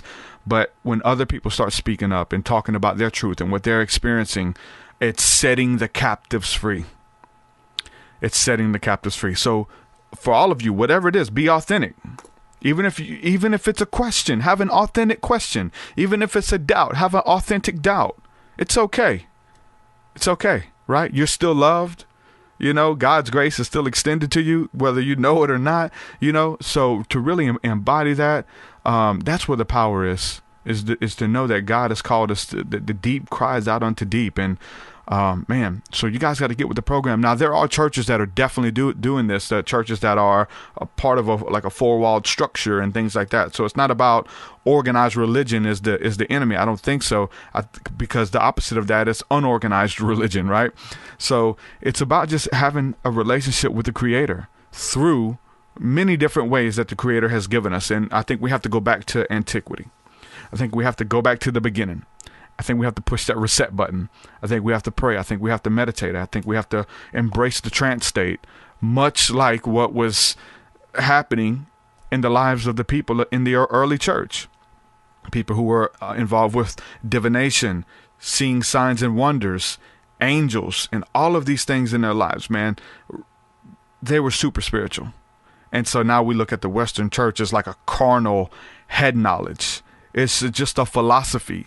Like, it's so funny. Some of these like church structures will like demonize philosophy of the East, but they've become a philosophy in the West. And it's like understanding Christ and regeneration through a head knowledge and through renewing the mind, just through reading the Bible. No, it's about experience, man. It's a song and dance. It's the divine romance that we have with the Creator as he or she speaks through everything, through the earth. You better believe it. Through the wind. You better believe it. And you can go into scripture and find all, if you need scriptural proof, it's in there. You might have to dig a little bit, because they're not talking about this on Sunday morning, but it's about that song and dance, man. And we're part of that, with the animals, with the angels, with the spirits, with the demons as well. Every single one of them. It's all part of the big ecosystem of what we call spirituality. And I definitely address that in my new book, so make sure you guys check that out. I will be sending out copies today, so if you guys go and order one, I'm going to be autographing them, sending them out today. So thank you guys for all the support with that thing. It's blowing my mind. I didn't know if I was going to do a video on this next portion here that I wanted to talk about, or I guess I'll just address it here, and then maybe it can be its own snippet. I don't know, but I want to talk about this, because this is something that we've talked about on the podcast. And if you guys have been following, I talked to a couple different guests about this. It's about signs and wonders, right? The Bible says these signs shall follow them that believe. So I know I talked to Gil with it about this. I've talked to a lot of people about different ministers, different Christians, charlatans, if you will, staging miracles. And I know that Benny Hinn gets accused of that all the time. Well, those people in the wheelchair, they didn't really get healed. They staged those people, and and all those healings are fake. I don't know about that. I do know a woman who went to a Benny Hinn crusade, and she was friends with my wife, and when they were younger, and she had some stuff going on with her legs, and she was healed as at a Benny Hinn crusade when she was younger. But we talked about lying signs and wonders, and these people who were staging miracles or putting a plant in the audience. And I know Peter Popoff was a big one. He's a minister, and he's still out there now, but back in the day he was caught. When you would come to his crusade, you would fill out a prayer card. If you need prayer, let us know your name and address, and we want to put you on our mailing list, and let us know what's ailing you. What do you need prayer for? And people would say, I need prayer for my vision, my hearing, whatever it is. And so he would pray for people. And so this guy, he got exposed because he had an earpiece in his ear, an ear monitor, and his wife was backstage reading the cards, and he would act like they were prophetic words, and he would say, I feel like there's a Sarah here, a Sarah who has a bad back, and the Lord is sending healing. Sarah lives at this address. And he would give the addresses, and they would make you think that that God was translating it. So it would build the faith of this woman who were like, oh my God, God's touching my body. He really knows my name. And they would create these false lying signs and wonders to get people to donate, to get people to give, and it would move the rest of the crowd in a level of expectation. Well, if God can do it for that person, then they can do it for me, and then the supernatural is flowing. And I believe in that. But this guy was they're translating, they're reading prayer cards and stuff to people, and he was acting like it was signs from heaven. There's also there's gold dust.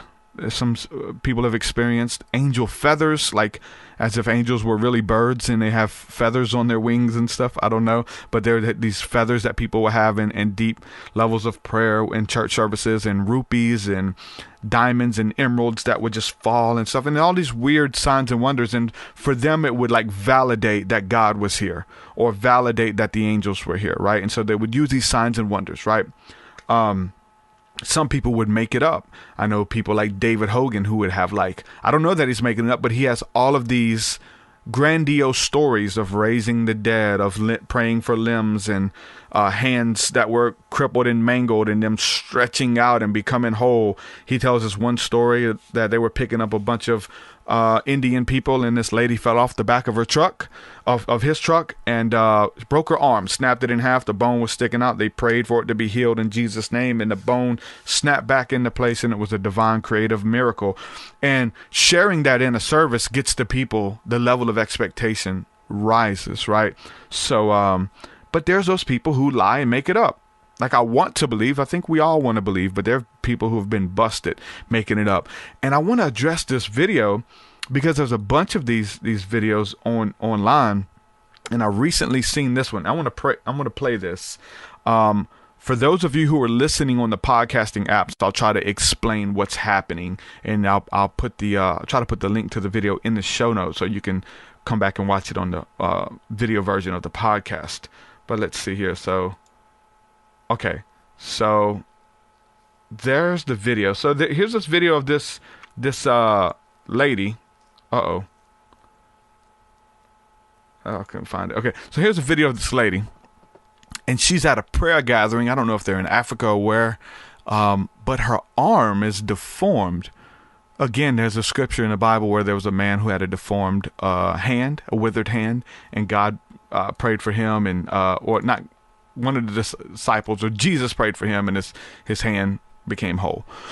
So here's this lady here. She's in Africa or whatever, and there's like this creative miracle that happens. Check it out. So she's crying. They're worshiping God. Her arm is withered. It looks like it's broken or just deformed from birth. This man is pouring water on it and praying, speaking to the arm for it to be made thou straight.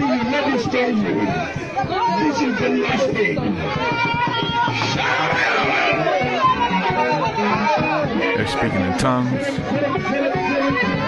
Her hands beginning to shake a little bit. She's beginning to tremble under the power of God.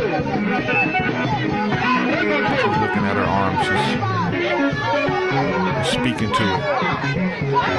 In Jesus' name, be made whole. Her arm's trembling, and it looks like it's stretching out, being made straight. This withered arm.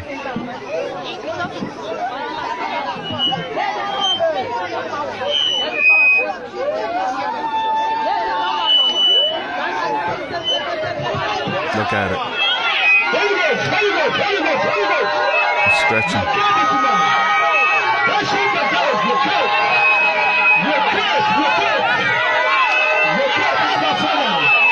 And look at the people. Look at the crowd. Look at the crowd.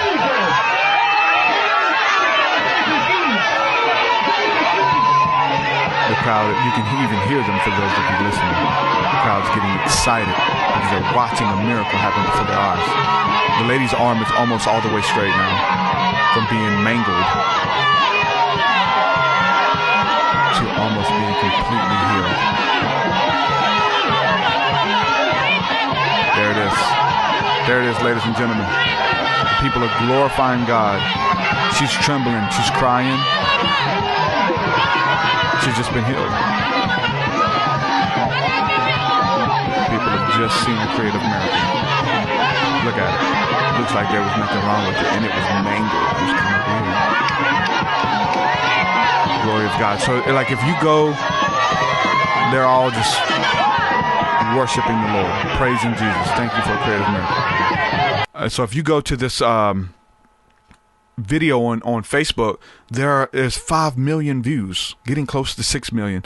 There's so many comments where people are just like excited, praise God. And like when you watch this, it does something because we believe in the supernatural. We believe that God heals, right? And then you see it and it confirms. See, told you, here it is on video. We don't just read about it in the Bible, like we see it in on video. And the comments where people are just testifying, praise God, this is a miracle. He still heals. And they're posting, scriptures and stuff. But then some people are skeptical. So when I was seeing the video, I was like, wow, this is amazing. Showed my wife. She's like, what's wrong with her arm? We just like, that's crazy. I said, you know what? Let me go to the comment section. The comment section will always figure this stuff out. They'll figure it out. They'll get to the bottom of it. Creative miracle. We're all testifying, glorifying God. And so if we come to find out, this lady was at another healing crusade with another pastor, and it's the same lady. Look at her with the little arm.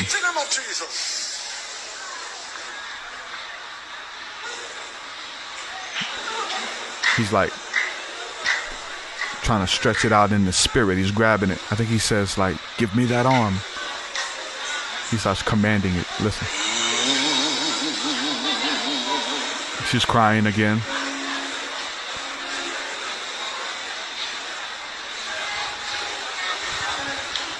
I retrieve her bone from the household of witches. Give me the bone. He said, give me the bone. Give me the bone. Yes.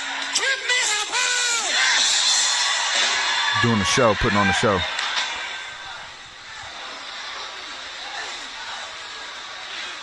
Praying. This is at a nice church. Maybe it's in Africa as well, but this is a really big, nice church. Her arm is withered. They're praying. He looks like he's commanding it, like grabbing it in the spirit and like stretching it.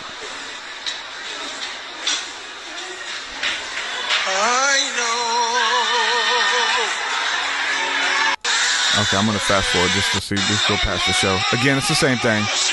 Her arm begins to stretch, be made whole. And now the whole church is going crazy, worshiping the Lord because of this creative miracle. I want to tell you that giving is going to be at an all-time high because the people are just moved by faith to give and to sow into a miracle service like this. So that they may be believing for a miracle within their own lives. So they want to sow into that. So the pastor eventually hits his knees and just begins to bask in the glory of the Lord. Because they have all just witnessed this creative miracle. I wanted to address that, man, because this stuff happens every day. It happens every day. Lying signs and wonders. Sucks. I'm just reading the comments here. People saying that's sick. Yeah, that from that angle it looks fake. You know, and they have these people who are able to go and it's deception. Christy Folk says using God for selfish gain. It's deception, and these people are okay with it. So if we would be like the devil's advocate and say, well, maybe they keep healing the woman's arm and it just keeps going back into place and it won't never stay put. That's the devil's advocate. Maybe they have to keep praying for her to be whole, and every time they pray, it stretches out. I don't know. Astrid says, I don't need a video to know that God heals. I was saved from a car crash that should have killed me by all laws of physics, and Christ cast out my demons. It's personal, but my life is a testimony. Amen. You know, I think that's the only sign that we need. I think that's the only proof that we need is of a life transformed. One person who was stuck in sin, or someone whose life was going downhill, and they put their faith and trust in Christ, and he pulls you out of that muck. That's all the proof that I need to see a life transformed. It's all I need. Christy says, I feel like I've been deceived. Man, there's so many people, again, like in other churches, and I say that because I knew a guy. I seen this years ago when I was, big into the charismatic church and stuff. Like, I had a friend who had cerebral palsy, and his legs were kind of withered a little bit. They faced inward, and they were really small. So he had these crutches that hooked to his arm, and he was able to kind of hold himself up with the crutches and barely be able to stand on the legs a little bit. So he was able to kind of move around, but he couldn't really move around without the crutches or holding on to objects in the house. And we would go to prayer meetings. We would go to church events and stuff like that. And people would single him out because of his ailment, and they begin to know him because of his ailment, and they would pray for him to see a miracle. And he would throw the crutches down, and he would begin to walk. Now, they were like baby steps, and he would begin to walk, and all the people would glorify God and run around the church like they just seen a creative miracle, just like this instance right here that we just watched. And I've seen this guy, I've seen him do it maybe on 2 occasions. And then we went to a prayer meeting, and he did it at a prayer meeting, and he was going around tricking all these people. And I don't think that he was doing it to get money or anything. I think he was doing it for sympathy. I think he was doing it to be able to get the attention. He loved the attention, but he would always do it.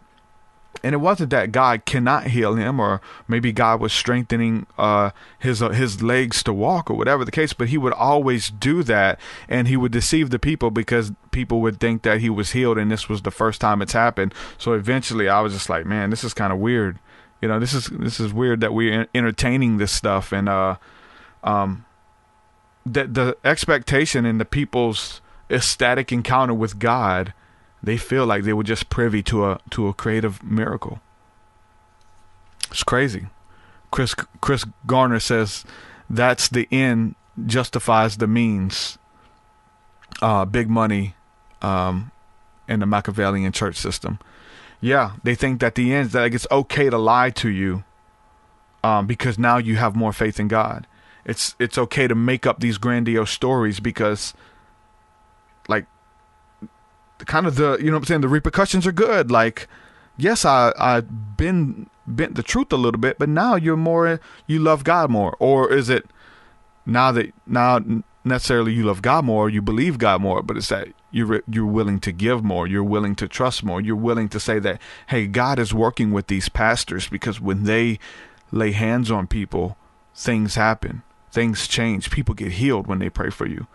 It's really getting to the bottom of this stuff and this intention, using God for their own personal gain or for ill intent.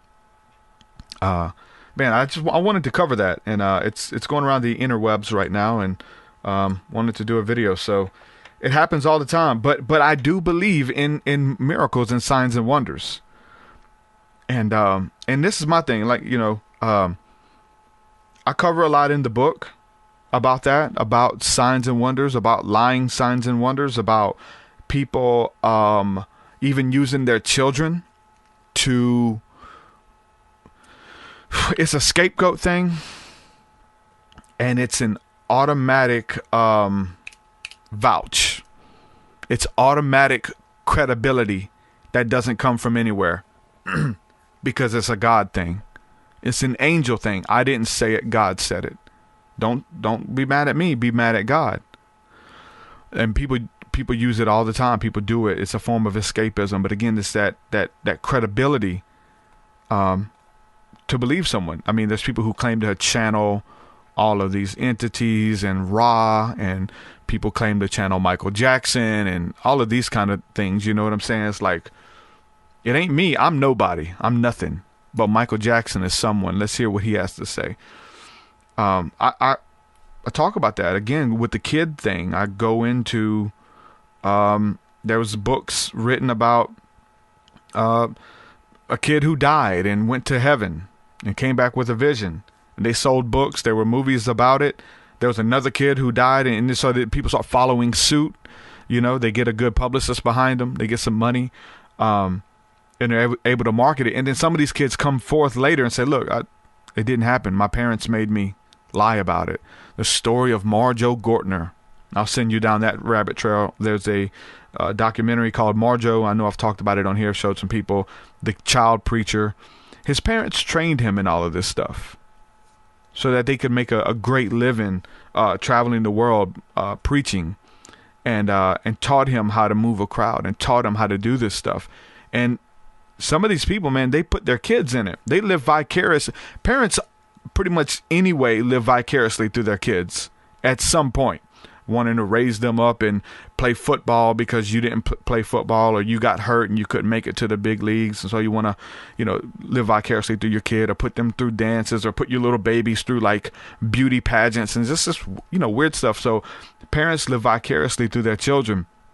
And so they prey off of the innocence of the weak. Then nobody's going to question that this child would have all of this information, and why would this child make all of this stuff up and follow it through, only to find out that the parents coached them through the whole thing. And these people who are having dreams and visions and seeing there's one dude, he wrote a book called 23 Minutes in Hell, where he had this revelation where God pulled him to hell and walked him through the different chambers and gave him enough material to write a book. I'm convinced that if you really went to a place like that, that you would be a vegetable. That when you came back, you would like, if that place really existed, that you wouldn't even be able to talk about it. You know, because when the Apostle Paul went to heaven, he come back, he was dumbfounded. He said, man, I've seen things that it's not privy for a man to speak about. I can try. I know I'll sound foolish, and I think that's what we do when we enter some of those heavenly states. We've seen things and communicated with beings that don't even have a shape, or they look like geometric patterns, or they, you know, all of this kind of stuff. When we sound silly trying to talk about this. The Apostle Paul couldn't, but you could in your 23 minutes in hell. But how convenient that once that book went to the bestseller, God sucked him into another vision and gave him 23 minutes in heaven and told the guy what heaven looked like and showed him all this kind of stuff. And then he did another best. It had to be a follow-up. We got the people where we want them. Capitalize. I question it. I question myself. You know what I'm saying? Like, I question my experiences and my encounters. There's something about having this spiritual, supernatural, inward encounters. I love them though. Like, I've had these one-on-one encounters with God that just changed my life. But again, when we look at the consciousness and we look at the mind, and we facilitate these encounters because we expect these encounters. And part of our consciousness and the law of attraction, if you will, is that we've created them. We've believed them. We've wanted them. We've desired them. And then these encounters came to us. At the beginning, I seen one of my friends here talk about they would love to have an angelic encounter. And people ask me, how do I do it? First of all, expect it. Get into a place where you're expecting it. And then it will come to you. Make sure that you're seeking it. Make sure you're giving it enough time, enough energy. Make sure you align yourself up with what you think that an angelic encounter or quest deserves or requires, whether it's fasting, in prayer, or a psychedelic adventure, whatever it is, like, and then you facilitate it. And in the universe, the world is set up in such a way where you will encounter whatever it is that you're looking for. And it becomes your truth. And you decipher and discern the world through that lens of what you've been studying, of what you've been led to believe, no matter how true it is. It's your truth.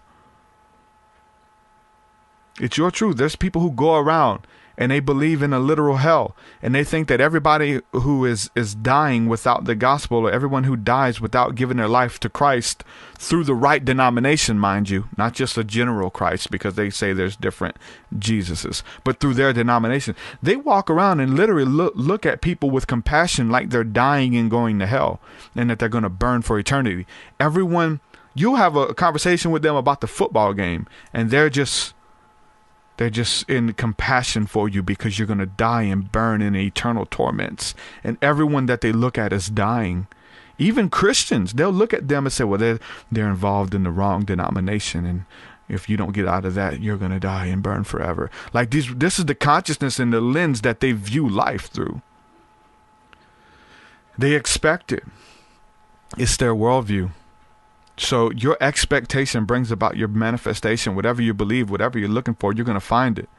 If you're looking for the beauty in all things, if you're looking for love in all things, if you're looking for truth in all things, you're going to find it. If you're looking for deception, if you're looking for demons, if you're looking for heresies, if you're looking for people who disagree with you, they're out there. You're going to find it.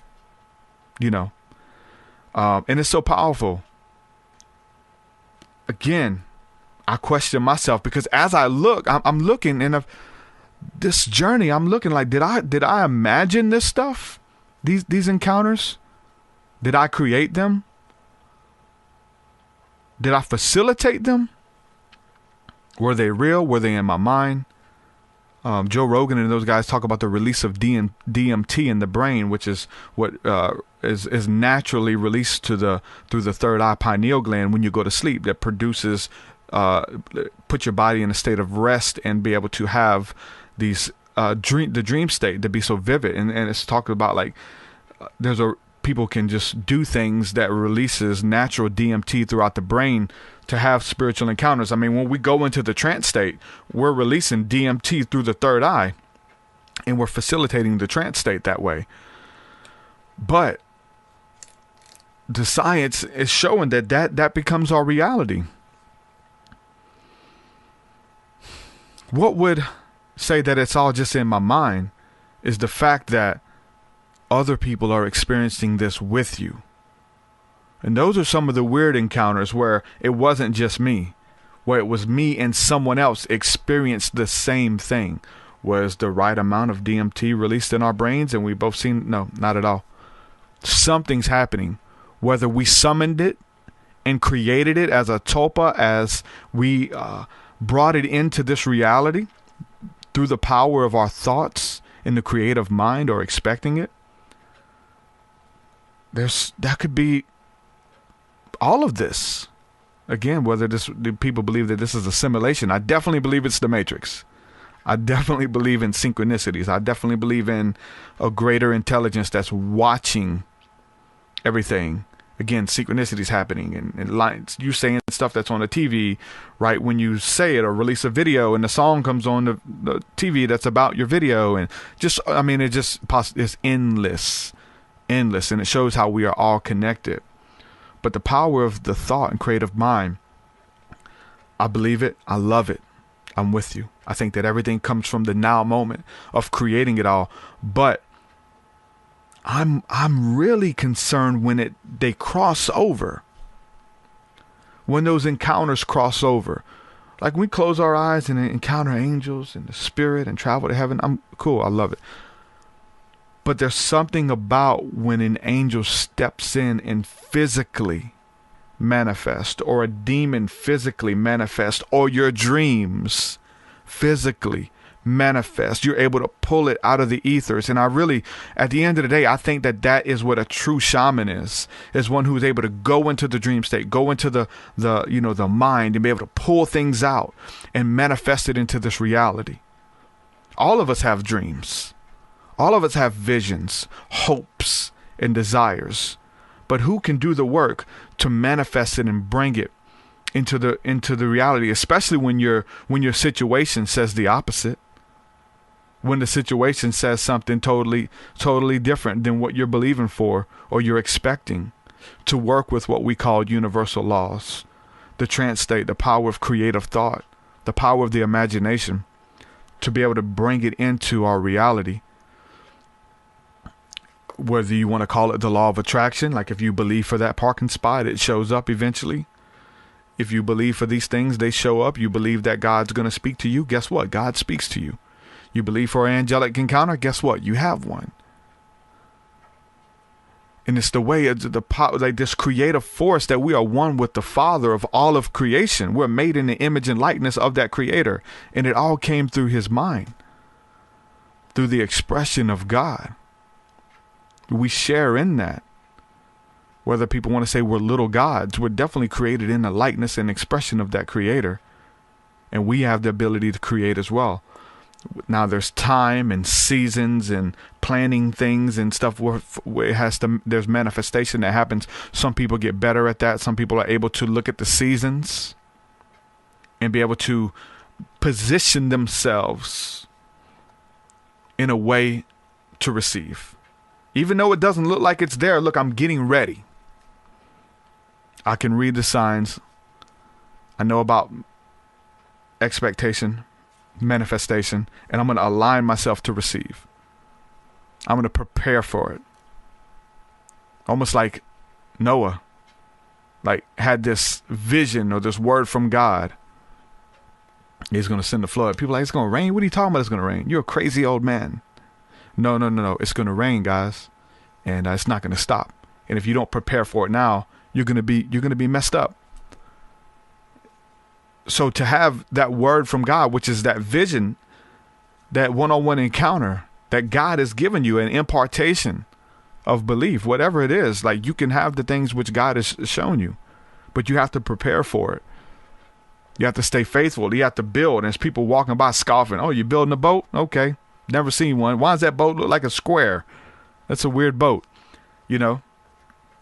And people are going to laugh at you. People are going to scoff and mock. But you know that God has given you a word and given you a sign. And you stay faithful until the completion of it. And in the end, he brings it. And the people marvel. And then they wish they would have helped you. They wish they would have took part in that. Jennifer talks about even believing in the glory. Again, for sure. It's definitely like the law of attraction, the law of manifestation works for everything, the good and the bad. We're just programmed to be by default, like the game of Plinko, like a game of chance. You just drop the Plinko chip and it just falls wherever it may. And you're just there. I'm in a job. I don't know how I got to this job. I don't know how I became a truck driver driving for 10 years, stuck in this job. Is this how it ends? Is this where it ends? Am I going to get in a car crash one day and it just ends driving this truck? Is my destiny lost? Am I content with it? If it does, do I still love God? We're just by default, man. We're just in these marriages and situations that people are just like, man, how in the hell did I get here? It's by default. You don't build your dream. You get hired to help somebody else build their dream. That company that you work for, that was somebody's vision that they worked hard at to bring it about. So it works for everything. Again, going back to the scriptures, manifestation, we call it the placebo effect. I mean, there's people who had encountered Jesus, the Son of God, love embodied in flesh. They encountered him and they heard stories. They heard about the miracles. And they said, look, if I could just get close enough, if I can touch the hem of his garment, I'll be healed. That was their truth. And other people came and said, look, my son just passed away. If you'll say the word, I know they'll come back to life. Okay, woman, he says, your faith has made them well. He didn't say, okay, because of the power invested in me, be healed. He didn't do that. He said, look, your faith has done it. And it was the woman with the issue of blood said, if I touch it, her faith. He said, I've never seen so great a faith. He's healed. Go back home. He needs something to eat. Your son is back. And he's just showing them, and it was their faith. It was their placebo because they believed it. They received it. Why? Well, that's not it. He was the Son of God and went around healing. Look, he went into villages of people where they knew him. They said, no, there ain't nothing special about this guy. We know a lot about him. We can tell you stories about this guy. We grew up with him, right? And so he would come into villages of people and he couldn't heal anyone because of their doubt and unbelief. Now, it wasn't because of his ability not to. It was because of their doubt and unbelief. But it was the power of faith and placebo. The guy who they said, look, we got to get him close to Jesus. They brought this paraplegic upon the top of a house where Jesus was speaking, and they tore the roof open and they lowered the guy in. We got to get him close enough and he'll be healed. The guy was healed because they believed it. It wasn't just the guy who was suffering in his body, but the other friends who joined with him in their faith. And it said, look, if two or three touch and agree on anything, it shall be given unto them. Where two or three touch and gather in my name, there I am in the midst of them. A prophet has no honor in his home country. That's for sure. I've tried to do stuff here in Mobile. We can't do nothing, but people have us out, man, just have us out in different states, and people never heard of us, and they, the level of expectation, and we can see miracles, but people judge you because of your past. The placebo effect, whatever you believe, you shall receive. The world says that if I see it, then I believe it. Show me, and I'll believe it. But faith says, I believe it, so I will receive it because I believe it. That's what faith is. It's believing in something that you cannot see. And there's power in that. There's power in the placebo. There's power in belief or the lack of. Again, you want to have spiritual encounter, create it. again, I go back and look at all of the spiritual experiences in my life, and it kind of scares me. It's like, dang, I created this. I mean, I remember going to like home meetings and stuff when I was really tapping into the prophetic. Now, some of it was just getting used to it and how this stuff it operates, but we would pray, and we would, like, before we would go in, and we would ask God for a prophetic word. God, I ask you to speak to our hearts and give us a word for somebody here. So just then, when we speak that, we're training our mind to expect a word from God for somebody. So therefore we go in here expecting, okay, God's going to speak to us, and we're looking around. We're ready to receive. Even though we're learning and there's other stuff going on, it's still, we've already programmed our mind to receive it. And then at the end of the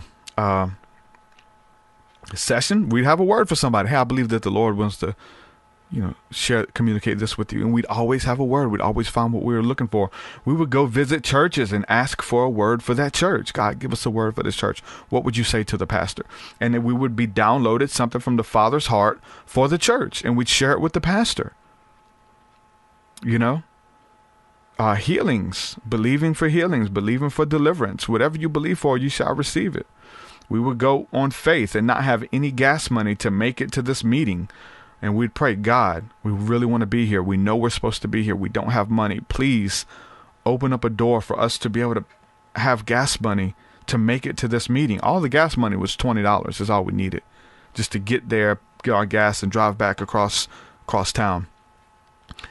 And we get there, and we're nervous. We've prayed. We're seeking God. We're walking out the door. We're about to get in our car that has zero gas in it. There's no way we can make it home. We go to walk out the door, and somebody says, hey, the Lord told me to give you this, $20. What? You're talking about having your faith built?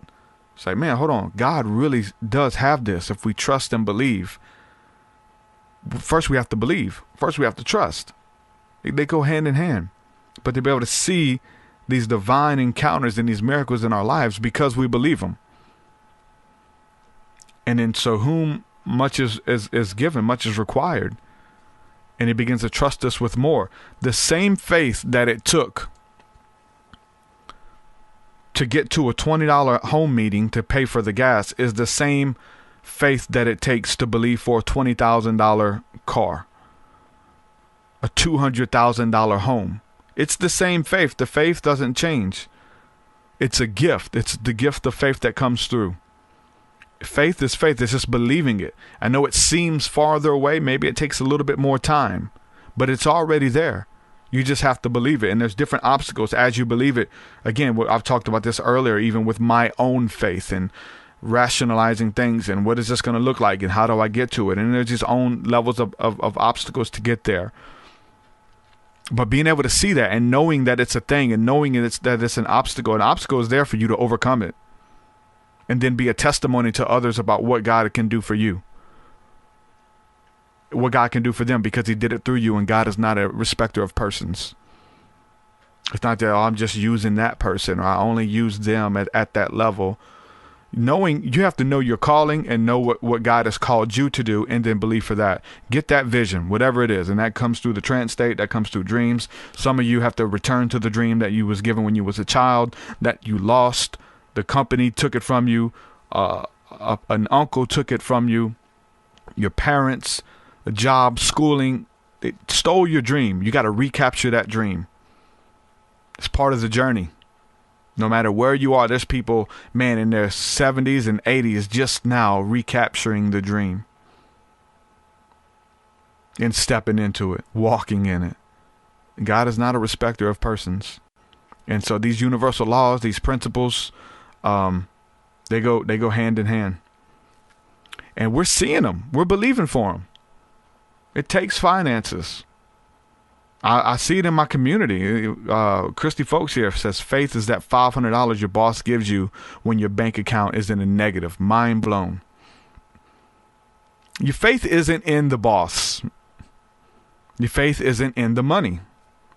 Your faith is in the Creator, who is, the Bible says, is the author and finisher of this whole thing. That means this thing is scripted. Someone is writing your story. Hey, can you you add this? Or is it done yet? Is it sealed and scrolled in time, or are you still creating it? Can you add this? Is this possible? I'd like for this. And get with the author and finisher of your faith, man. Take you beyond your wildest dreams. At this point, I've always, it's about being in a place of an attitude of gratitude where you're always thankful. Because as you're thankful and as those feelings and as those blessings come, you begin to reciprocate it. You begin to, not think of yourself as special. You begin to honor the Father and the one who gives the dreams. And you do it. Some people, if they had their dreams right now, it'll destroy them. They want to win the lottery so they can win. No. Like, it would destroy you. And so you have to go through these testings. You have to go through these trials in order to be in a position where you can be a good steward of what God gives you. You can't steward $500. You're not going to be able to steward $50,000. I'm sorry. You can't steward it. And you have to get to a place where you can be a good steward of that. And God is orchestrating that for you. Pass the test, respond with love, respond with peace, respond with grace, to everything. Respond like Jesus would respond. Turn the other cheek, bless those who curse you, pray for those who use you. You know what I'm saying? Like, that's how you pass the test. I go over that a bunch in my book. My book is about all of this stuff.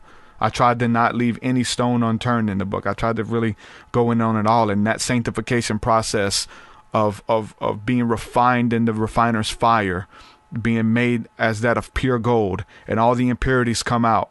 You got to deal with it. The plant medicines help you to deal with it. Being triggered, people, characters coming into your life to bring certain things out of you that you thought was dealt with long ago. Anger issues, trust issues, all of that stuff, man. It's beautiful. It's intricate. Like, we have a part in that. We're not just victims anymore. We're victors. We share a part in that. And it's just through the spirit of love, man. And it's so beautiful. It's so wonderful. Again, I told, many of you guys know I hung out with Brian Head Welch from Corn. Like, I've looked up to this guy since I was, 11, 12 years old, listening to their music. And like I told, we did a cute little Instagram video. Like, I used to draw pictures of him. I used to draw pictures of all the members. And I think, like, I remember how to draw them. Like, I would draw them with the dreadlocks and all that kind of stuff, and with the braids and stuff. And I would draw the band when I was 12 years old. Now I'm hanging out with them. Now I'm texting them. And people are like, "Are you freaking out?" No, not at all. But I can look back at my life and say, you know what? If this was 5 years ago, I probably would have been freaking out. I probably would have ran those people away. And it's not just Head, it's a bunch of people, celebrities. And it's like, look, man, God is like, the places he's able to bring you. The Bible says that Jah sit with the highly and he sits with the lowly, man. Like, God is not a respecter of persons. Like, again, I have friends who are millionaires. They own mansions and private jets. And then I have friends who are homeless, who are living in abandoned vacant houses. If the cops find them, they're in trouble, and they've been there for years. They're squatters. And and they're both invited to my birthday parties. That's how it is. And you should see it when it comes together. The high class and the low class, those are very interesting. But just to see this whole thing, man, where God is able to take you, and he'll take you beyond your wildest dreams, is what I'm telling you. But you got to be able to handle it. If I had Head's number from Corin, 5 years ago, 10 years ago, I'd been texting him nonstop. I'd been asking him, begging him to do songs with me, begging him to come on the podcast. Like, I would have messed it up, but it's so crazy, man. Just the different places that God's able to take you. That's just an example, man. He's just a man at the end of the day, just like, all of us. Puts his pants on one leg at a time, super down to earth person. But you got to come out of that. You're moved by men, and you're moved by renown, and you're moved by applause. You got to get rid of that. Because there comes a time when that comes and goes, and this doesn't always stick around. You got to be moved by faith, not by opinions, not by chairs, not by the mighty. But again, just looking over the scriptures and seeing yourself in those stories. As you're beholding a reflection of yourself, these articulated and beautifully crafted stories that the author and finisher of your faith has woven your story within that, and you're able to see yourself in these archetypes in the Bible. And then I look at, you know what I'm saying? I look at Joseph, who was in the dungeon serving. You know what I'm saying? He was trapped, but he had greatness inside of him. How many of you have ever felt stuck? You got greatness inside of you, but you're bagging groceries. You got greatness inside of you, but you can't find a job. You can't keep a job. You got greatness inside of you, but you're stuck in a truck working at a dead-end job. And this is where Joseph was in the scriptures. And he's like, man, he's been given all of the revelation on how to interpret all of these mysteries. And you tell him your dream and he knows exactly what it means. And there's breakthrough that comes, but he's in a freaking dungeon. There's rats down here. There's feces. There's murderers and people who deserve to be down here. Like he's rubbing shoulders with these people. But in the scripture, he stayed faithful. And he was brought from the prison to the palace. He was given a moment, an opportunity to become before Pharaoh. They were looking for somebody to interpret this dream that was plaguing him. Nobody can interpret Pharaoh's dream. Joseph says, look, I know I can. I bet you I can. I've been training for this my whole life. God has been getting me ready my whole life. Give me a shot. He interpreted Pharaoh's dreams and he made him one of his chief magicians. He made him one of his chief counselors because he had the power. They said, look, this guy here, he's better than all of y'all. And he was doing it under the hand of Yahweh. But he put him over the necromancers. He put him over all of their magicians and people who use sorcery and stuff like that. But because he was able to tap into the Father's heart. But he was created for that. He went from the prison to the palace. And it was all by God's construction, orchestrating, and timing. Looking at the story of David and Goliath, right? You know, David's just a shepherd boy, just a normal guy. He's tending sheep. He's out there by himself. How many of you guys have been out there by yourself? Feel like you're the only one going through this. Feeling like you're out there on this island by yourself. Nobody knows what you're going through. Nobody why is God blessing everyone around me, but not me? Like I think I'm qualified, right? You got to get humbled. Humble yourself before the mighty hand of God, and in due time the Lord will exalt you. People ain't gonna do it. Quit trying to get a retweet. Quit trying to get a feature. Quit trying to get a cosign. God is the one who does it. The people have no say. It's God who does it. Humble yourself daily. Make sure you're in that place of just thanksgiving, no matter where you are, knowing that probably where you are is even an answer to prayer, and you're beginning to complain about the things that you've begged God for. Gratitude. Thank you. I'm here. I'm thankful that I'm alive. I'm thankful that I have breath. I'm thankful that my heart works, my hands. I can create.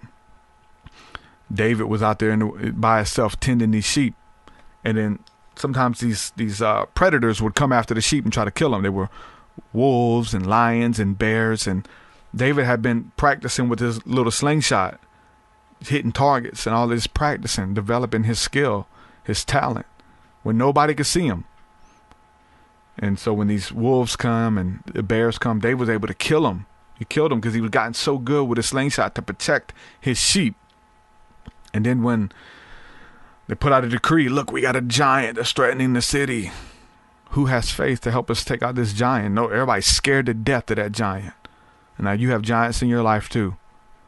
They may be bills. They may be finances. They may be dreams it may be an enemy that is standing in the promised land that's taunting you. You'll never get here because you got to get through the giant first. You can have the land, but you got to get through me first. And you're like, hey, nobody wants to fight you. I guess I can't fight you either. But no, it's like, look, God's been training me. God's been training you to be able to take the giants, to be able to take the land. So David's confident. I done killed a bear, I done killed a wolf, done killed lions. Look, I can take a giant. Giant is nothing. I can overcome this. I got this. So he takes out the giant, and he becomes king, and he becomes, the ones who were persecuting him and the ones who were coming against them. The scripture says God will make your enemies your footstool. people talking about you, gossiping, making fun of you, like, they're going to be apologizing to you. God will make them apologize to you. I had it. I've had those people blow up and just say all types of, speak every manner of evil against me. And then the next day, or 2 weeks from now, or 2 months from now, or a year from now, the Holy Spirit convicts them and makes them repent and come unto you because they did something. They spoke evil against you. Scripture says, touch not mine anointed, do my prophets no harm.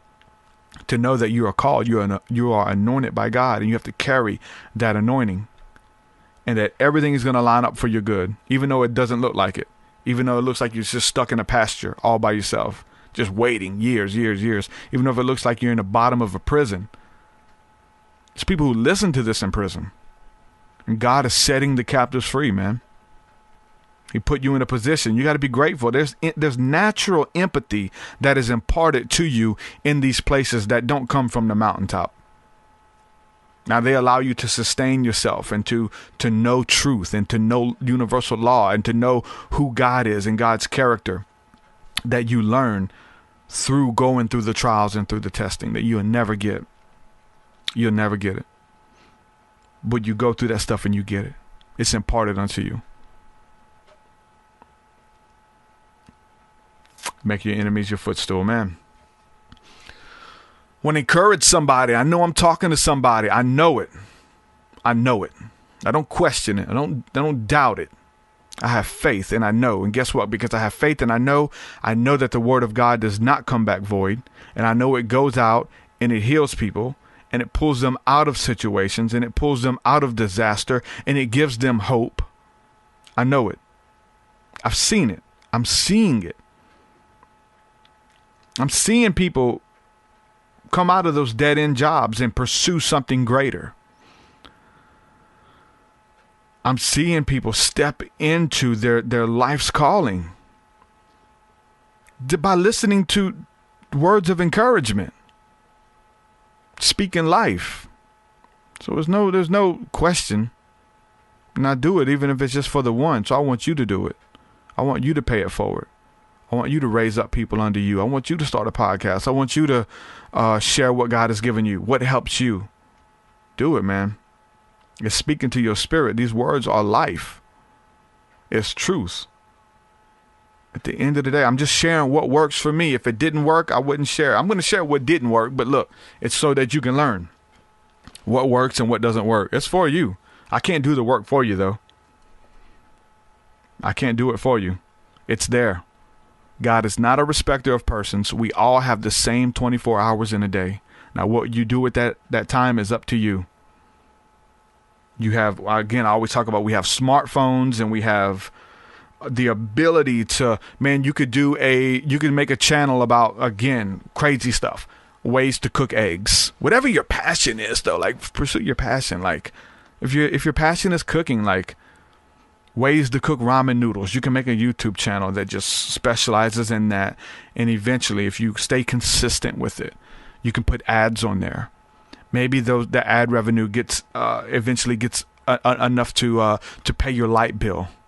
There's your light bill. Maybe there's t-shirts maybe there's ramen noodle t-shirts that you create because your channel is about how to cook ramen noodles. Maybe you got t-shirts. Maybe you got, maybe you're doing one-on-one sessions with people, like really showing them. Maybe you're doing seminars. Maybe people are having you to come speak. Like the possibilities are endless is what I'm telling you. And if God has given you the vision, he will provide the provision. Now you have to seek it out. You have to stay consistent. You can't show up once a week.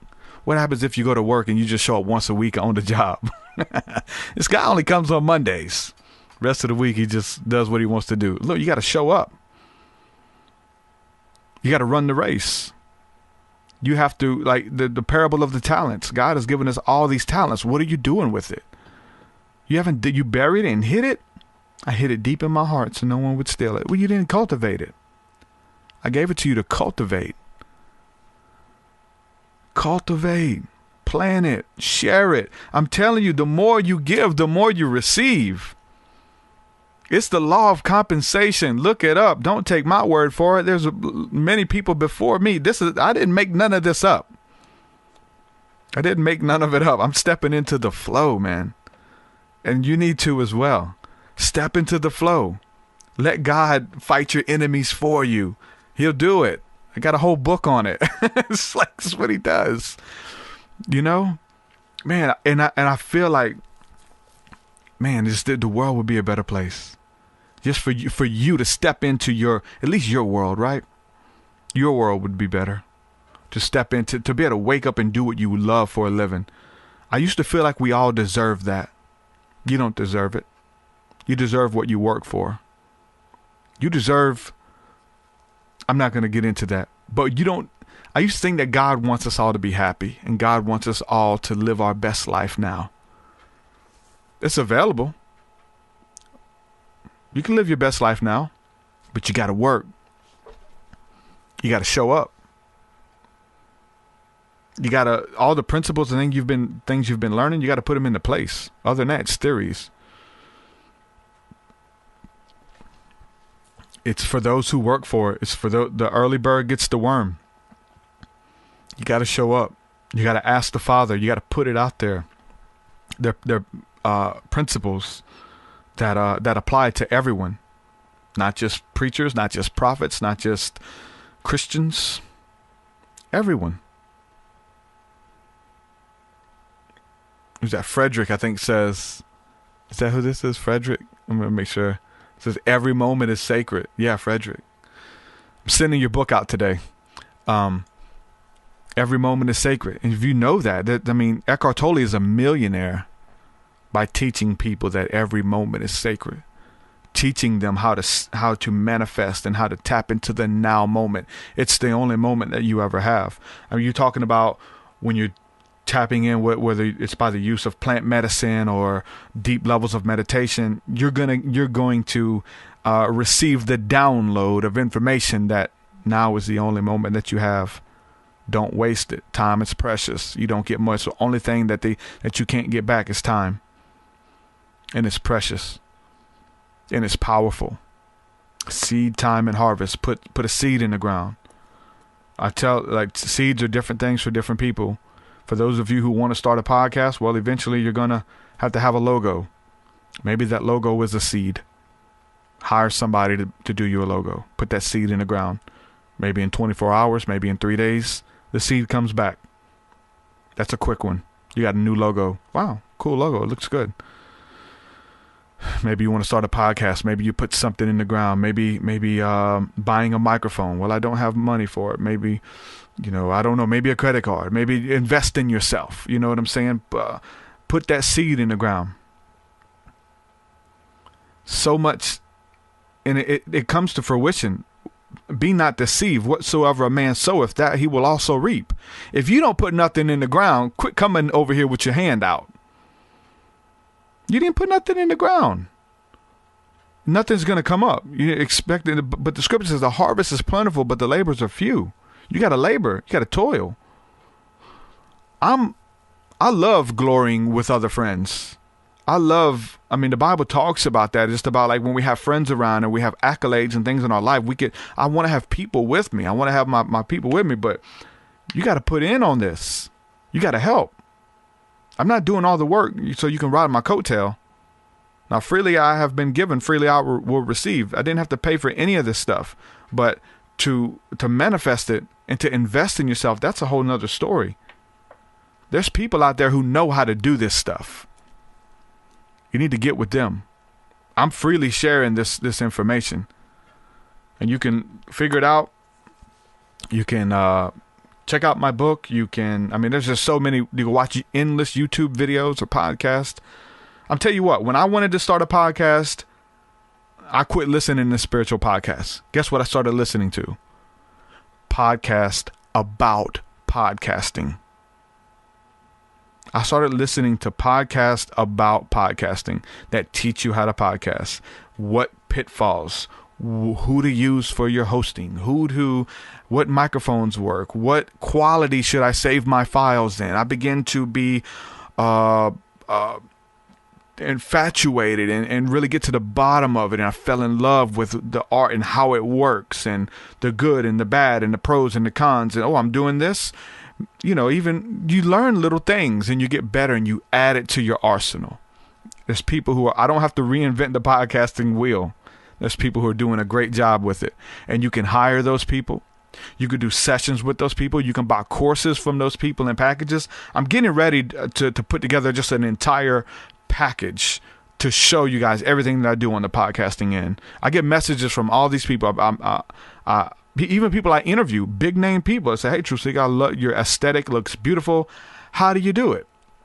I've helped countless people with their aesthetic. And it's like, I'm getting ready to put it in a package. Look, if you want to do it yourself, it can be done. Here's what I did. Here's how I do it. You can get the package, or you can hire me to do it for you. You need a logo, hire me to do it. You need a website, hire me to do it. Whatever you need. But you got to invest in yourself. Again, you don't have to reinvent the wheel. Find somebody who is doing what you want to do and learn with them. Show me your friends. I'll show you your future. Find those people who are already doing it. It's crazy. It's that simple. It's hard work. Yeah. Seed time, harvest. Some of it, some plants grow in different temperatures and different altitudes. Some plants grow at night, vegetables. It's different, but make sure you got your garden, man. Go back to the garden, Martin. Go back to the garden. Cultivate the land. That's where Jesus is. He's in your garden. Go back there, man. Cultivate it. There's some weeds you got to pull up. Look, and Jesus told you that, like, you don't pull those weeds out, that rose isn't going to last. That rose is going to get choked out. If you don't water this one's thirsty, you have to water it. Make sure you got your stuff lined out in rows. Seed time and harvest, it will always be here. It'll always be here. Moving in excellence. Going above and beyond. Seeing people who are doing it. And it's not just about emulating everything that everyone's doing, but find out what they're doing, man, and say, hey, I want to do that. I want that microphone. I want that lighting. What's that lighting TruthSeekah uses? Where's that at? Is that available? The light behind them. I like the light. What is it? Like, there's people doing it, man. Watch other people, see what they're doing it. Like, and it's straight up, like, I used to download Joe Rogan's episodes on the MP3 from his podcast, and I seen that they were all tagged Libsyn.com. What is Libsyn? Libsyn is a podcasting host. And it's kind of pricey. You have to pay for your storage. But see, if Joe Rogan's using it, if it's good enough for Joe Rogan, and he's one of the best and biggest podcaster out there, maybe I should. Well, people are telling me to use all these other programs. No, I'm going to use what he's using. This microphone, just the mic Joe Rogan uses. Yeah, it's kind of expensive, but you got to invest in yourself. And so just researching this stuff. How are they doing it? And how can I make it my own? How can I put my spin on it? How can I put my touch on it, my creativity? Just learning this stuff. Like, how does your brain work? What are you looking at? It's there for you. Ain't nobody going to do it for you. Nobody's going to do the work for you. Now, you can hire people to do things, to teach you. Again, but as far as your dream, nobody's going to be passionate about your dream like you are. It'd be foolish of you to think that. I always think that, and it's foolish. I wish I had 3 other people that were just like me and as motivated. And, you're motivated for a reason. You need to get people who are in your life who can do other things that you can't do. Even though I'll do a course on how to do podcasting, it's still Chinese for somebody. They don't know what I'm talking about. So, but they have money that they would invest. Hey, look, I don't know how to do a logo. I don't have no idea what Libsyn is. I don't know what these things is. Let me pay you to set it up for me and then show me how to maintain it. Or I will pay you to maintain it. I'll pay you to upload my episodes. I will pay you to do my artwork. I will pay you to do this. I'm telling you, man, your passion. I still, even though it's work, I still love doing it. Like, I love helping people. I love creating images, even though it's a lot of work. If you go back to my website, let me just show you guys right here. I'm going to go to my website right quick, TruthSeekah.com. If you go to my website, consistency is key. It's about being consistent. It's about showing up, and eventually, you got a library, but it starts with one. Started with one podcast episode, archiving it, putting it out, promoting it. 2, 3, 4, 5, 6, 7. I've just surpassed, I think, 250 episodes. It's a lot of work. It's not easy. If it was easy, everyone would do it. It's not easy at all. If it was easy, everyone would do it. But I'm going to show you this right here. So this is my website. I'm going to show this on the screen and just explain what it is for people. This is a lot of work. Editing the episodes. I download the episodes and compress the audio and edit it a little bit. And really, it's, try to give good content. And this is something that I do that not everybody has to do or maybe even should do. But if you look here, I do all of the artwork for every episode. And it's a lot of work. Sometimes it may take me an hour just to design one of these images right here. But I love it. I love it. I just love creating something and using their images and cutting them out. Like, I know how to do that. Everybody doesn't know how to do it, but I do it. And they add up. Check this out. I'm just going to scroll. I'm just scrolling here. I've made all of these images. Consistency. I'm just going to keep scrolling. Consistency. I don't feel like it. Consistency. These are podcast episodes. Many of these are 300-word articles that I've even put with the episodes. I've kind of gotten slack on that lately. But many of these earlier ones, I definitely put whole blog posts. Look at these. They just keep coming. They won't stop. I made each one of these images. A lot of work. But guess what? Now I got a library. Of all of these podcast episodes. Meditations. Let me start out with one. Let me try it. Look. Guided meditations. Whole new level of creativity. Whole new way to make income, to fund the vision, and to have fun while doing it. These are fun to make. They're helping people. It's like, what? It's consistency. Keep showing up. Don't stop showing up. That's the difference between the tortoise and the hare, right? The rabbit versus the turtle. Rabbit, right off the line, just beats him. Gets almost to the end and say, I'm going to go to sleep. I'm going to take a break. The turtle is way behind me. He's very slow. But guess what? Turtle just keep walking. Keep moving. Keep moving. Don't give up. I don't feel like it. I'm going to keep going. I'm in it for the long haul. I ain't going nowhere. Where y'all going? I'm in it for the long haul. Yeah, you're going to have things and stuff that come against you and all kind of stuff like that. But look, I'm just in it. And you see everybody else way ahead of you. Man, they're really good at it. But you know what? I'm still in it. It ain't my time, but it's my turn. And I'm going to keep moving forward. And at the end, the turtle beats the hare, gets to the end of the race because the rabbit fell asleep. And is able to just to move past and beat him because he was sleeping on his dream. He was sleeping on the race. Consistency is key. Once I found that out, that was one of my biggest downfalls. It's consistency. Just showing up when I wanted to show up. Being so creative that I wanted to have my hand in like 17 different pots. Like I wanted to be in a band. I wanted to rap. I wanted to have a podcast. I wanted to do a Christian rap website. I wanted to do an inspirational. I have my hands in so many different things. But so none of them were fruitful until you can find that one or two things and just become consistent with it. And at the end of the day, it pays off. And people don't see that though. They just see this. They see the episode. They see the interview. They don't know about the hard work that goes on the back end. The scripture says that if you seek him in private, he will reward you openly. They don't know about what goes on in the private. They don't know about the fasting and the seeking and the praying and the travail and the questions and the doubt. They don't know about that. All they can see is the finished product, but they don't know what went into it. Not just for me, but for you guys as well. Dealing with the opinions of men and all of that kind of stuff. But I'm telling you, hard work pays off. I don't feel like it all the time. There's many times like I'm trying to wipe the sleep out of my eyes, trying to have conversations with people, and it's like, I can't get woke up or whatever. I need to go exercise, or I need some more coffee or whatever. Like, I do it anyway. I tap in, and then once you know, it'd be some of the best interviews I've done. Or like, my guest doesn't show on me. That's a great excuse not to do an interview.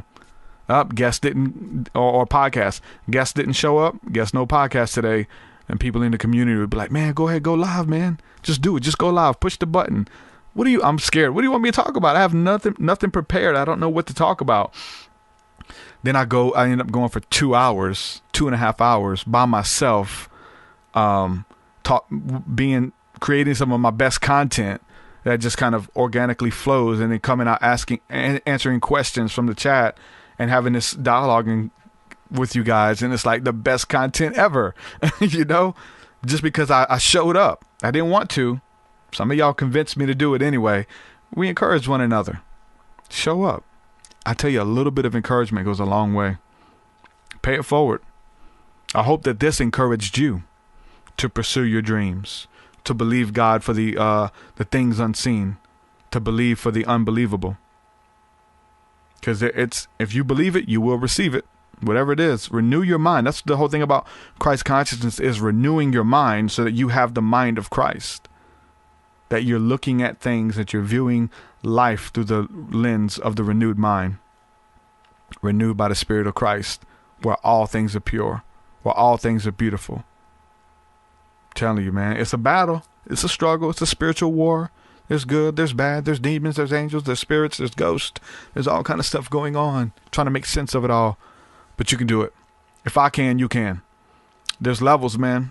We're on this thing together. Not going anywhere. Shout out to you guys for hanging out with me for this long. We've done a 2.5 hour episode, and I enjoyed it. Enjoy the talk, enjoy the different perspectives and everything that people bring to the table. And I want to know, man, like, what is helping these people? Like, what does it look like? How can it help us? Right? How can it hurt us? Is there any warnings? So it's there, man. Man. Shout out to you, Renee. Renee says, I've seen my brother in tears of gratitude for you showing up. I've cried with him. I've been on here in tears of gratitude. When I think about it, I'm like an actor. I can make myself cry on cue. They say actors have to go to a point of pain or something to cry. Like, if I start thinking about the goodness of God and the blessings and His hand in my life, I have to stop talking. My voice will crack. You guys have seen me. There's video clips. I'm a grown man who cries, and when it's been a long time since I cried, I need to be broken and stay in that. So, thank you guys for hanging out with me. Thank you guys for believing in me. Flying Penguins. Martin says he's encouraged. Amen. You receive it, brother. You called me yesterday and encouraged me, so I'm returning the favor, brother. Paying it forward. And then there's a lot of other people listening, so it's just that ripple effect. So appreciate you guys. So thank you guys for everybody who's purchased the book. I'm going to get these out here in a little while. I got to sign a handful of copies, get them in the mail. If you want to support my work, you can purchase the book. That helps. But show up on Patreon. The Patreon's the best way to support. And different stuff that's there too. Everybody who signs up at certain levels, you get different things. All my meditations are even available at the $25 level on there if you want to get those. School of the Mystics, all that cool stuff. Check it out. Patreon.com/TruthSeekah. Link is in the description. Man, I'm encouraged by you guys. The fruit of my labor. I don't even have to take claim on it. You don't even have to tell me. I know. I could see God's hand moving.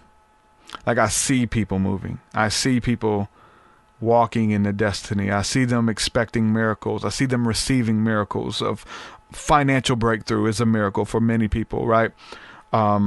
Jobs, just supernaturally walking into jobs. Christy folks, like so many people, John Thomas, Jesse Thomas, like supernaturally. Andrew, man, Josh, supernaturally walking into jobs, because God just lines it up ahead of you. He's the author and finisher. He wrote it. He scripted it into the story. You just walk in it. You're in the flow. Get in the flow. So thank you guys. Love y'all. We will do it again. Peace, peace. Shalom. Your way is so much higher than mine. So much higher than mine. So much deeper than mine. So much deeper than mine.